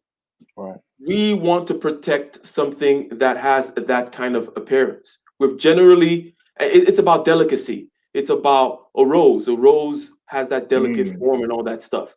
And we find it beautiful. And we want to protect it. And we feel like some kind of an obligation to it, okay? Like Kevin Samuels was saying yesterday, say yes, just say yes, be cooperative, and he will say yes to you. I don't understand this idea of not understanding that it's going to swing the other way, of course. He's already doing stuff for you, right?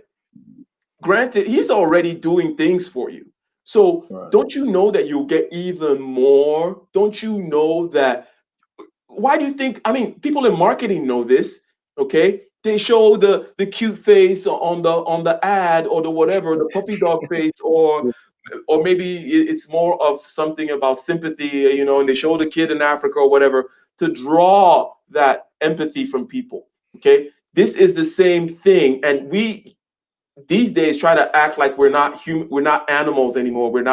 We think that everything is just some kind of cognitive thing. Like, oh, he's going to calculate. No, your puppy dogness draws out his sense of protection, and he draws out his provider and protector aspect.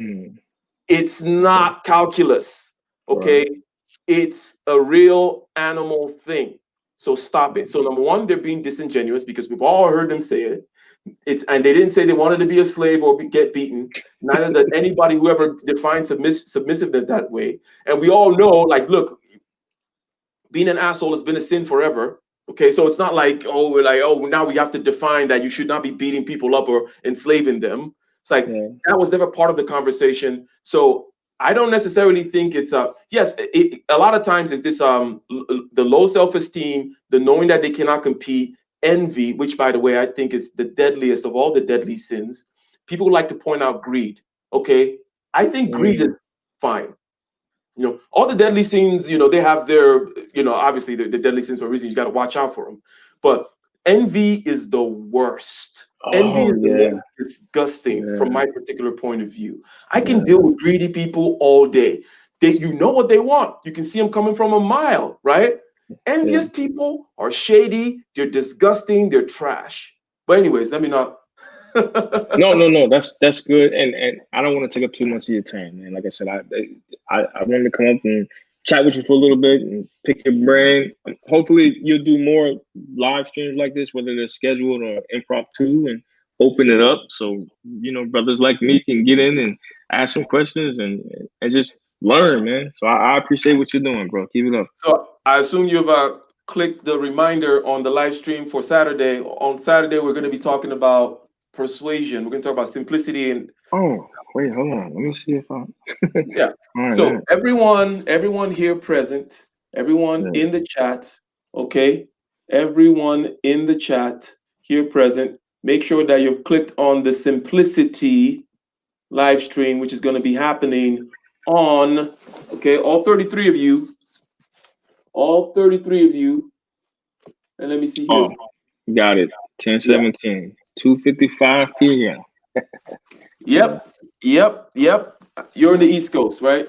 Yeah, I'm on the East Coast. So yeah, I subscribed and I hit the bell for all notifications. So I already got an email, but I do like to set the reminders just to, just in case. But yeah, again, man, I'm gonna drop off. It's been a pleasure, and I look forward to more of your content. All right. And SCBC, you got anything else to add? Oh yes, you did. Can you hear me? Yes, sir. You took it out. You took it right out of my mouth when you said envy.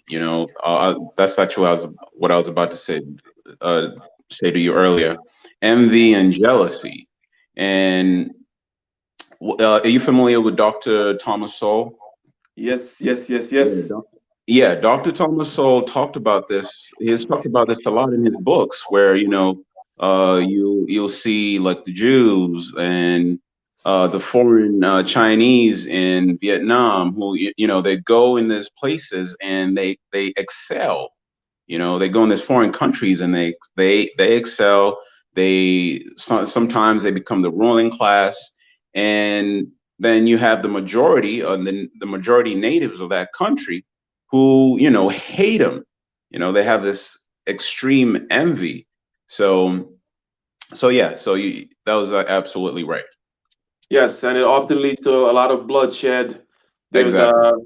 there's there's the Igbos in Africa, in Nigeria in particular, for example, they kind of have that kind of a history too. So if there's one thing I think that we're gathering from this here is that of all those deadly sins, some of them are on point. Some of them are straight up easy. You don't want to be a lazy person, and so on and so forth. But one that gets overemphasized, but I don't think is as dangerous, is greed, because greed is often indistinguishable from certain kinds of drive, right? Because greed is kind of drive mixed in with some kind of a overly selfish and myopic tunnel vision, right? Right. But envy, I don't see where the good side of it, like, you know what I mean? You can say, Exactly what, right. greed can be good, it's a good fuel or whatever, and as long as you make sure you broaden your view and so on and so forth. But there is Right. nothing good about jealousy or envy. And I agree a lot with Thomas Sowell. And because he's generally coming from he's an economist, but he has a particular point of view, which is generally pro-capitalism and Yep. pro-decentralization, because the kind of a libertarian ethos, call it conservative, if you will, right? But that's me. I agree with that. I understand that it's a bias, but one of the ways in which I defend that bias is say, hey, the opposite tends to have a lot of envy. There's a lot of talking about what other people are doing. Okay, Mm. a lot of talking about what other people are doing as opposed to just doing your thing. So Right. I will, yeah, thanks very much for. Let me see. Is there anyone else that want to join the chat? I want to end this up fairly quickly here. If no one else is gonna join, then I think I can do a quick recap of this. I'm dropping the link over there. You You can mind if I join. just say one more thing? Oh, go ahead. Go ahead. The floor is yours. You caught my ear when you said something about free will, right? So I have a question for you, right? Have you ever been in a situation where you say you're never going to do something, right? But then 2 seconds later, you do it, and then you beat yourself up for doing that? All the Um, time. so if you had free will, if we all have free will, why can't we will ourselves to not do that thing? It's obviously, right? You know that the free will conversation has been going on for 2,500 years, okay? Since the pre-Socratic philosophies, philosophers, uh, the Persians, everybody, oh, we have someone else joining. Everyone else has been having all kinds of things to say about it. Now, to pick up the thread of I just say that to say, look, there's libraries. We could have like 10 streams talking about, because I like to study philosophy, neuroscience, and so on and so forth. And I have my personal views on certain things. But I'll pick up the thread that you just mentioned, which is you want, there, it's almost like dominoes set up. You have this arrangement of dominoes, okay? And you're saying, it's not going to fall that way. It's not going to fall that way, but it falls that way. And you're like, crap, right? So, and then the question is, how can we make it such that it doesn't happen that way, right? How can we train ourselves not to do that? Because I think that we can. Okay. Now, I think I'm more open to the idea that we may not have free will than in other words, it doesn't bother me. Like it's almost like saying, oh, are we in a simulation? Like to me, okay, what's the difference?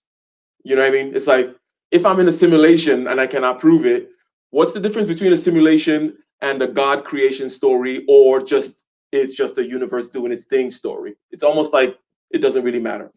But I tend to agree that given certain, it's almost like an experiment. If that you, in other words, you have a certain character, right?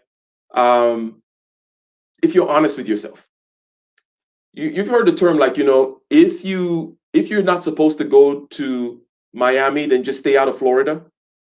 Have you heard that saying before? No, not. um do you know what it means? Do you, well, now that I say it, do you know what it means, or do you know what it's getting at? Oh, no, no. Can you Okay, explain? it's basically saying stay away from temptation. Okay. If you know that Miami is where the floor, where if you're not supposed to go to Miami, stay the hell away from the whole state of Florida. In other words, that set of dominoes that we described, it's almost like an experiment. When Ike is in this situation, under these circumstances, with his level of sleep, his level of because we have different levels of inhibition in terms of inhibition of our will, or so on and so forth. If you're drunk, the more likely the dominoes are going to fall. For example, you get what I'm saying, right? The less sleep you have, the more likely the dominoes are going to fall, right? So it's almost saying, look, with a certain hormonal state, a certain state of your consciousness, and you find yourself in this particular situation, okay, 99% of the time, you're going to fall for the temptation, right? So stay the hell out of Florida is the idea, okay? Stay the hell out of those situations. Stay the hell out of of whatever the parameters by which you judge the circumstances are, whether it be alcohol, sleep, don't go to her house, whatever the hell the situation is, they're trying to not fall for. Don't. That's why it says in our Lord's prayer, deliver us from temptation, because Right, that's right. the thing. That's the thing. That's where it's at. You got to stay away from those circumstances, because if you don't run the risk of running the experiment, But I think that there are skills that you can develop such that you can change those parameters. In other words, if you don't drink, okay, then you're not going to be falling for those things. And I think that also there are aspects of mastery of subjective consciousness. In other words, things that you can do in order to improve your sensory clarity, your concentration, your ability to watch yourself as opposed to just being yourself, right?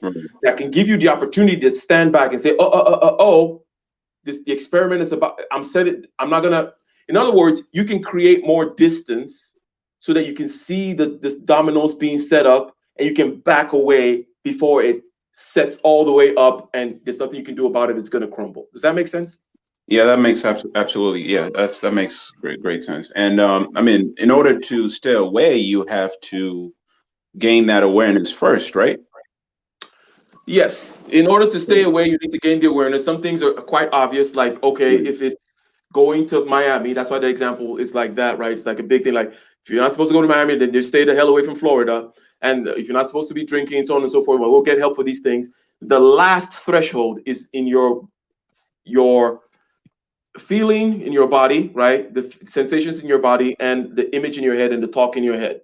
Being able to watch that happen as opposed to you just being the happening of it, right? And that requires you to go through certain practices so that you can set it so that when you wake up in the morning, you're like, uh-oh, today is one of those days where I need to watch out. Okay. You can know, like, if it's a really big thing, like, let's say you just woke up on the wrong side of the bed. That, in other words, the signals are loud enough, right? Where you know today you're off. And today is the day that you're liable to cuss someone out on the freeway. You know, right? Right. Yes. So that's like a big one where you can, but the idea is to fine tune the machinery so much that you can know even the little things. Okay. Again, a big thing. You woke up on the wrong side of the bed. You're liable to cuss someone out today. Okay. You know that.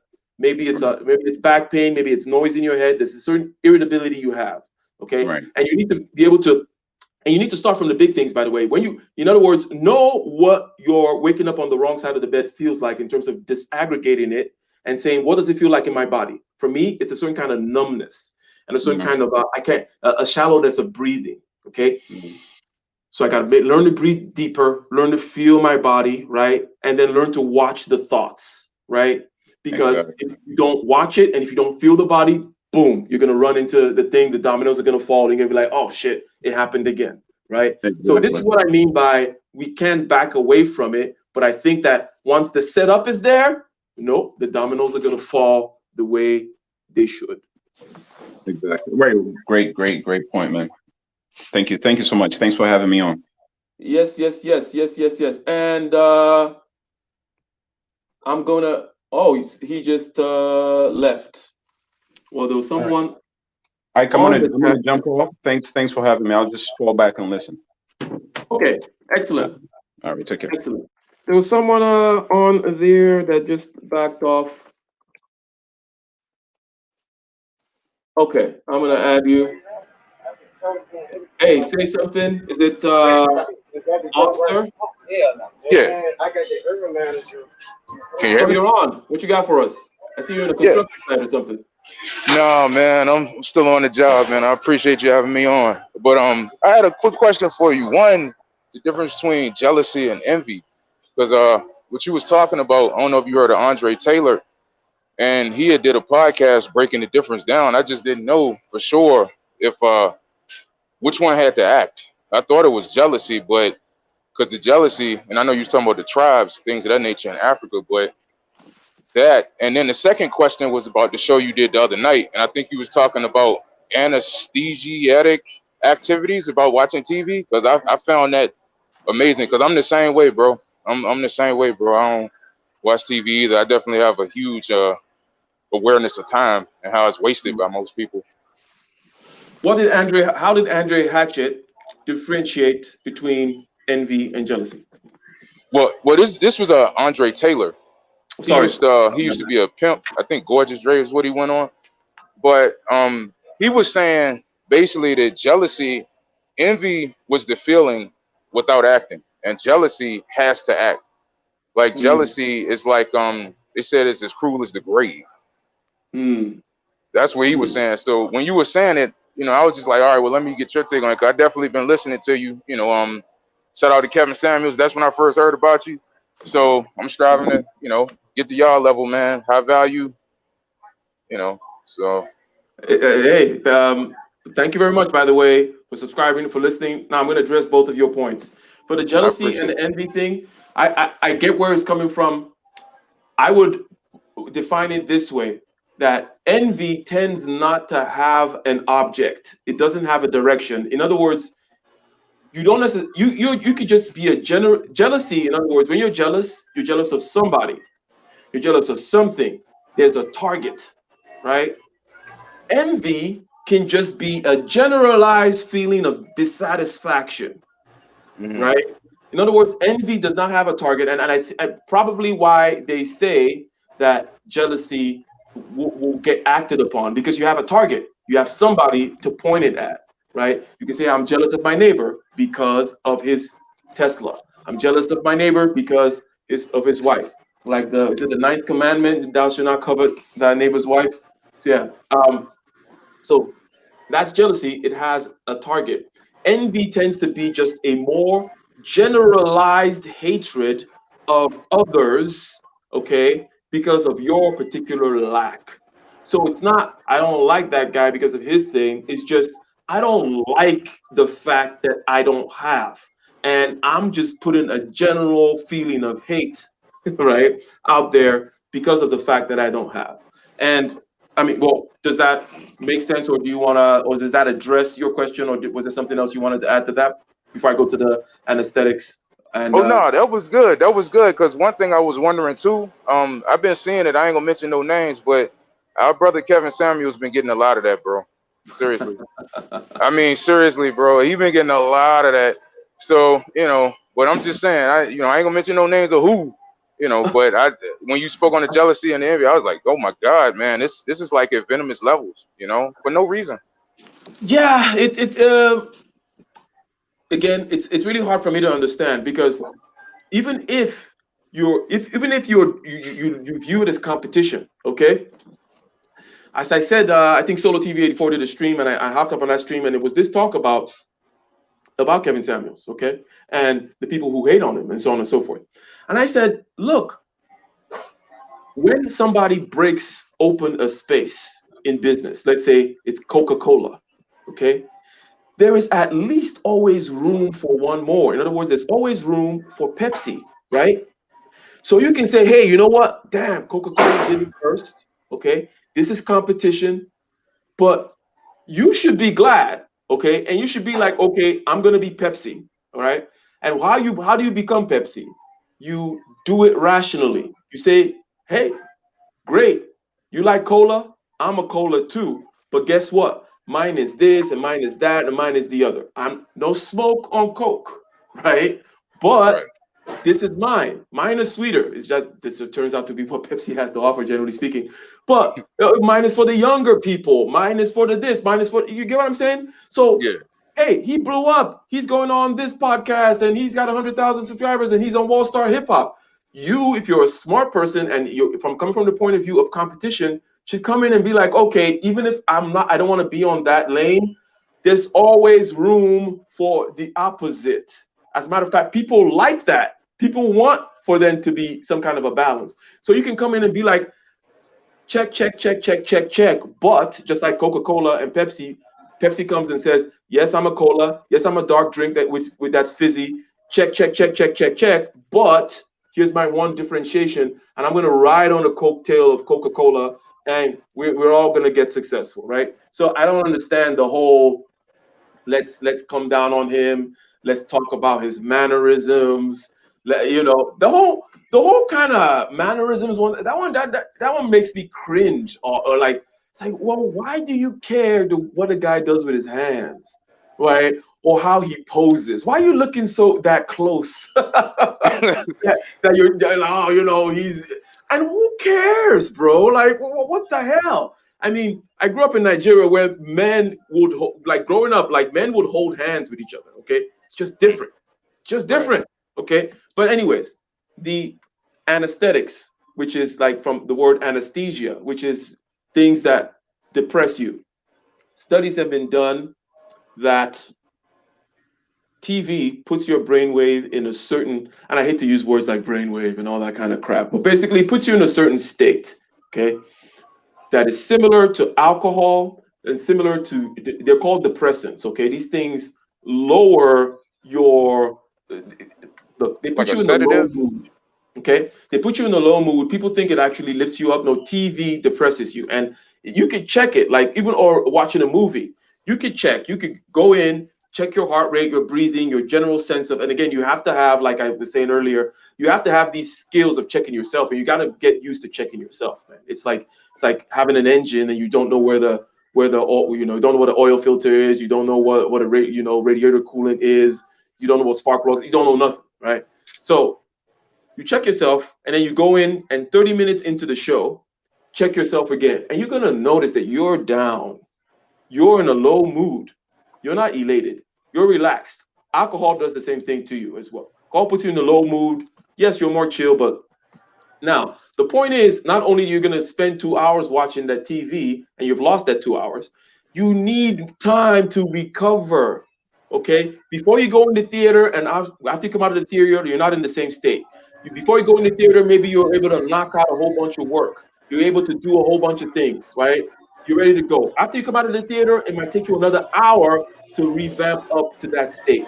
Usually, you just want to go to bed. Plus the fact that you ate some crap in there, which you shouldn't be eating anyways. But you ate some crap, you watched some stuff, and now you're in a low mood. Things are all bad. So that's one of the reasons why you don't want to be doing these kinds of anesthetic kinds of things. And watching TV, watching shows is a really horrible one. Now, it doesn't happen for things that are educational, by the way. Okay. And you can check it. It does not happen for things that are educational. You could watch streams about, you can, or on C-SPAN about books or whatever all day. It does not take you to that state. It's things that have to do with suspending your disbelief, and there's something about transporting yourself into a fantasy world that's very tasking or taxing, depending on the word you like to use, on your psyche in general, and that depresses you. Okay, and then you need to revamp, right, and go up to a higher level. All right, all right, all right, all right. Yes, social media does the same thing, supplying the brain with dopamine. Yes, easier cut off. Easier to cut off the TV than not using social media. Exactly, easier to cut off the TV than not using social media. And the thing about these things, when you get the dopamine kick, you need more and more and more dopamine. And fasting is important. Okay, fasting is very important. These things are ancient wisdoms that I thought you fasting is very important. These things are ancient wisdoms, okay? But generally speaking, now we know we have some of the science to back it up, that you need to be able to allow your neuroreceptors to recover, okay? To recover the sensitivity. Because when you keep on hitting it with coffee, you keep on hitting it with dopamine, you keep on hit, and you don't back off, you're just digging yourself deeper and deeper into a hole. So what you want to do is you want to take a dopamine fast, okay? Every once in a while, drop from the coffee and start doing tea, okay? Tea still has caffeine, okay? So you're not doing, and there are aesthetic reasons why you like the coffee, so it'll still satisfy that. You like hot water and you like to sip from a cup and all that. So you still get all that, okay? You still get all that with tea, but you're giving your neuroreceptors a rest. Put down the phone every once in a while. You're giving your neuroreceptors a rest, okay? Don't eat for every once in a while for a whole day or two. You give your gastrointestinal system a rest, and also your dopamine, the dopamine and that you get from the pleasure centers that get activated when you eat food. You're giving that a rest as well, and you increase your focus in ways that you never thought possible. Okay, try going like 36 hours without eating. You'll be surprised how focused you are. Okay, and those of you who've done this know how it goes. Now we are 2 hours. Okay. You had 2 hours, and I usually don't like for these things to go on so long, okay? But just to wrap up. And by the way, also, did you have anything else to add, or are you good? No, I'm good, man. I appreciate you getting me on, man. I definitely appreciate that, and I look forward to being in the High Value Club soon with the rest of y'all. All right, man. Well, stay up, and Have a productive rest of your day at work, sir. You as well. Thanks, man. All right. Yes, the retention thing, the retention thing. Yeah, we're going to talk about that. We'll talk about that. We have a lot of things that we could talk about. But as I said earlier, a few minutes ago, please and go ahead and click the reminder button on the live stream that we're going to be doing on Saturday. Saturday, Pacific time. It'll be noon in Pacific time, 3 p.m. in the East Coast. Okay, noon Pacific time, 3 p.m. in the East Coast. I'll start that live stream with another song. Okay, a new one. All right, fresh out of the Sonic Foundry. Okay, intermittent fasting is a great idea. Also, exactly. Okay, these are ways to be able to understand your system, test your system, know what's good for it, know what's not good for it, and believe me, it all works to the good. Even in terms of the temptation thing that we talked about a couple of minutes earlier. So I'm going to wrap it up by saying again, where did we start this whole journey from? I started with a hypothesis. I said, hey, people give a lot of pushback when it comes to aesthetic things, and they give pushback on men, generally speaking. They say, hey, aesthetics, and why are you into looking good, smelling good, and I don't know, having potted plants in your house, or whatever it is that your aesthetic pursuit is, right? They say it's about weakness and overcompensating, conformity, vanity. Well, first of all, I brushed out the vanity one and said, hey, vanity is everything is vanity. The whole freaking planet is vanity. It's all going to go, and the whole cosmos of time, the generality of time, the entire space and time of the universe, nothing you do here is ever going to matter. So stop it. That's not a valid pushback on anything. Now, I'm making the claim that aesthetics is the outward manifestation of human prowess and dignity. I say that because the human thing to do is to go above and beyond the functionality. The human thing to do is to go above and beyond putting a sackcloth on yourself in order to satisfy the clothing deal. It's no, I'm going to shape that sack in a certain way so it's visually appealing. I'm going to get nice material so it feels good tactily, my sense of touch. And I'm going to get nice colors. I'm going to invent chemistry in a lot of senses in order to just be able to produce colors for my clothes so that it's visually appealing. I'm going to drill down to the core of the earth to get metals just so I can put it on my cufflinks, because God damn it, I can, because God damn it, I'm a human being, because God damn it, this is my mastery of the physical plane. God damn it, this is my dignity. Okay, otherwise I'm just doing what the pigs do. Otherwise I'm just doing what the dogs do.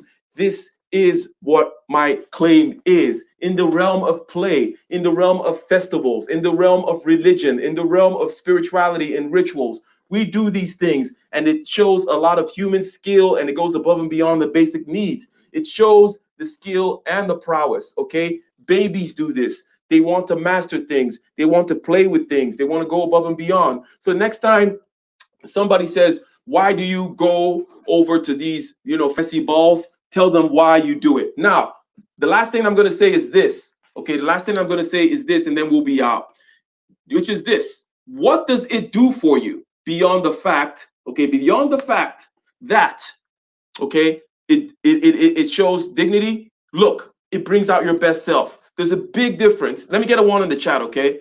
This is the last point I'm going to make. There's a big difference between who you are at a backyard barbecue with red Solo cups with a t-shirt on versus who you are dressed to the T with a tuxedo on in a very nice ballroom with all your friends and family in a nice banquet, and you guys are doing it up to the highest levels. There is a difference between who you literally are. You are a totally different person. It brings out the best in you.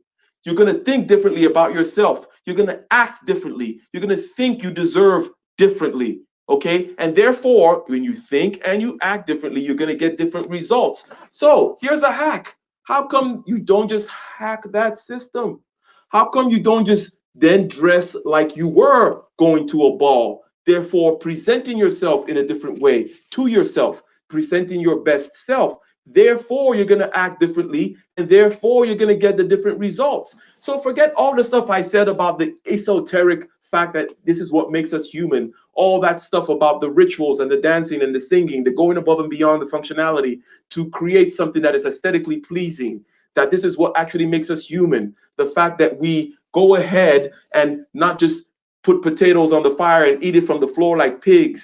Okay, the fact that we put it in a nice bowl on a nice table and that we put salt on it and that we put nice vegetables around it so that it smells good and it looks good and it tastes good. Fact is, you're a very different person when you play the aesthetics game, going to the point of dignity. Okay, so all that 2 hours worth of talk just to talk about this thing that people think it's simple. People think, oh, it's just vanity. Oh, you're just wearing that because I just wear hoodies, bro. I just do t-shirts, man. I just keep it functional. I mean, it's just for clothing, right? I mean, why do you have to do all that just to keep yourself warm? No, people don't understand the real significance of what it is to be a human being here on this mortal coil. To end with a poetic flourish there. Thank you very much, ladies and gentlemen. And we're going to end this with the song. Again, Nicer, thanks for staying till the end. Drop the link, Nicer, while we end out this stream with the song. Go ahead and check it out on SoundCloud. Go ahead and support. We are out.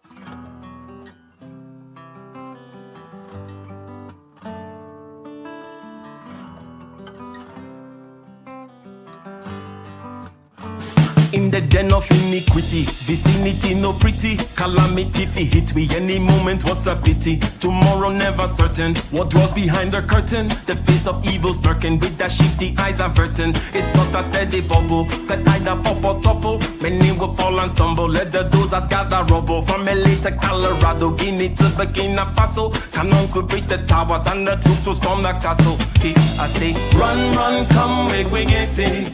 Because the peace that is bestowed upon the meek is overrated. So run, come, make me get it. Calling all your daughters and your sons, we come forget it. I say, run, come, make me get it. Because the peace that is bestowed upon the meek is overrated. Lord, run, come, make me get it. Calling all your daughters and your sons, we come forget it. With the rubble steady rising and hearts are compromising, convictions here are stifling, making evil appetizing. The fists are steady forming and countenance is falling. Defenses are withdrawing, possibilities are falling. In these circumstances, evil will make advances. Pick up your sword and lances and be sure to take your stances. Victory is never promised, the battle is upon us. Gather the brave and honest and the righteous in your corners.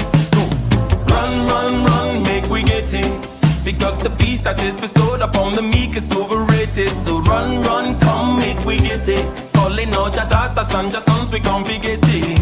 I say, run, come, make we get it. Because the peace that is bestowed upon the meek is overrated. Lord, run, come, make we get it. Calling out your daughters and your sons, we can't forget it.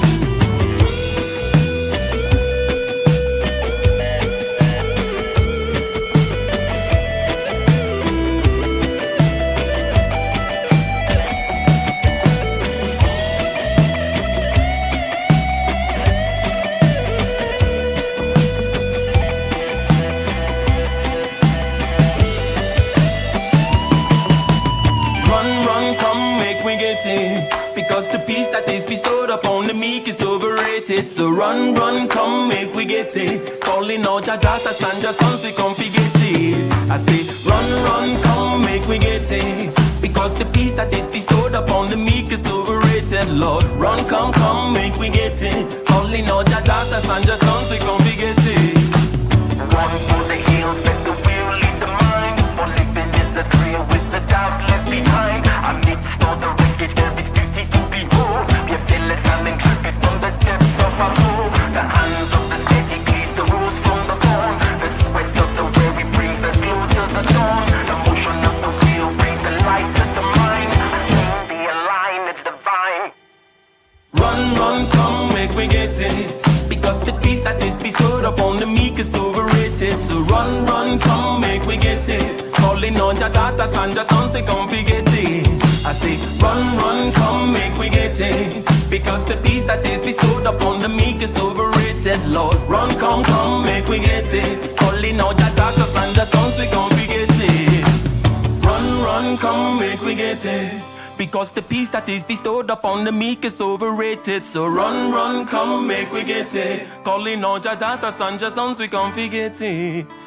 Run, run, come, make we get it. Because the peace that is bestowed upon the meek is overrated, Lord. Run, come, make we get it. Calling on Jah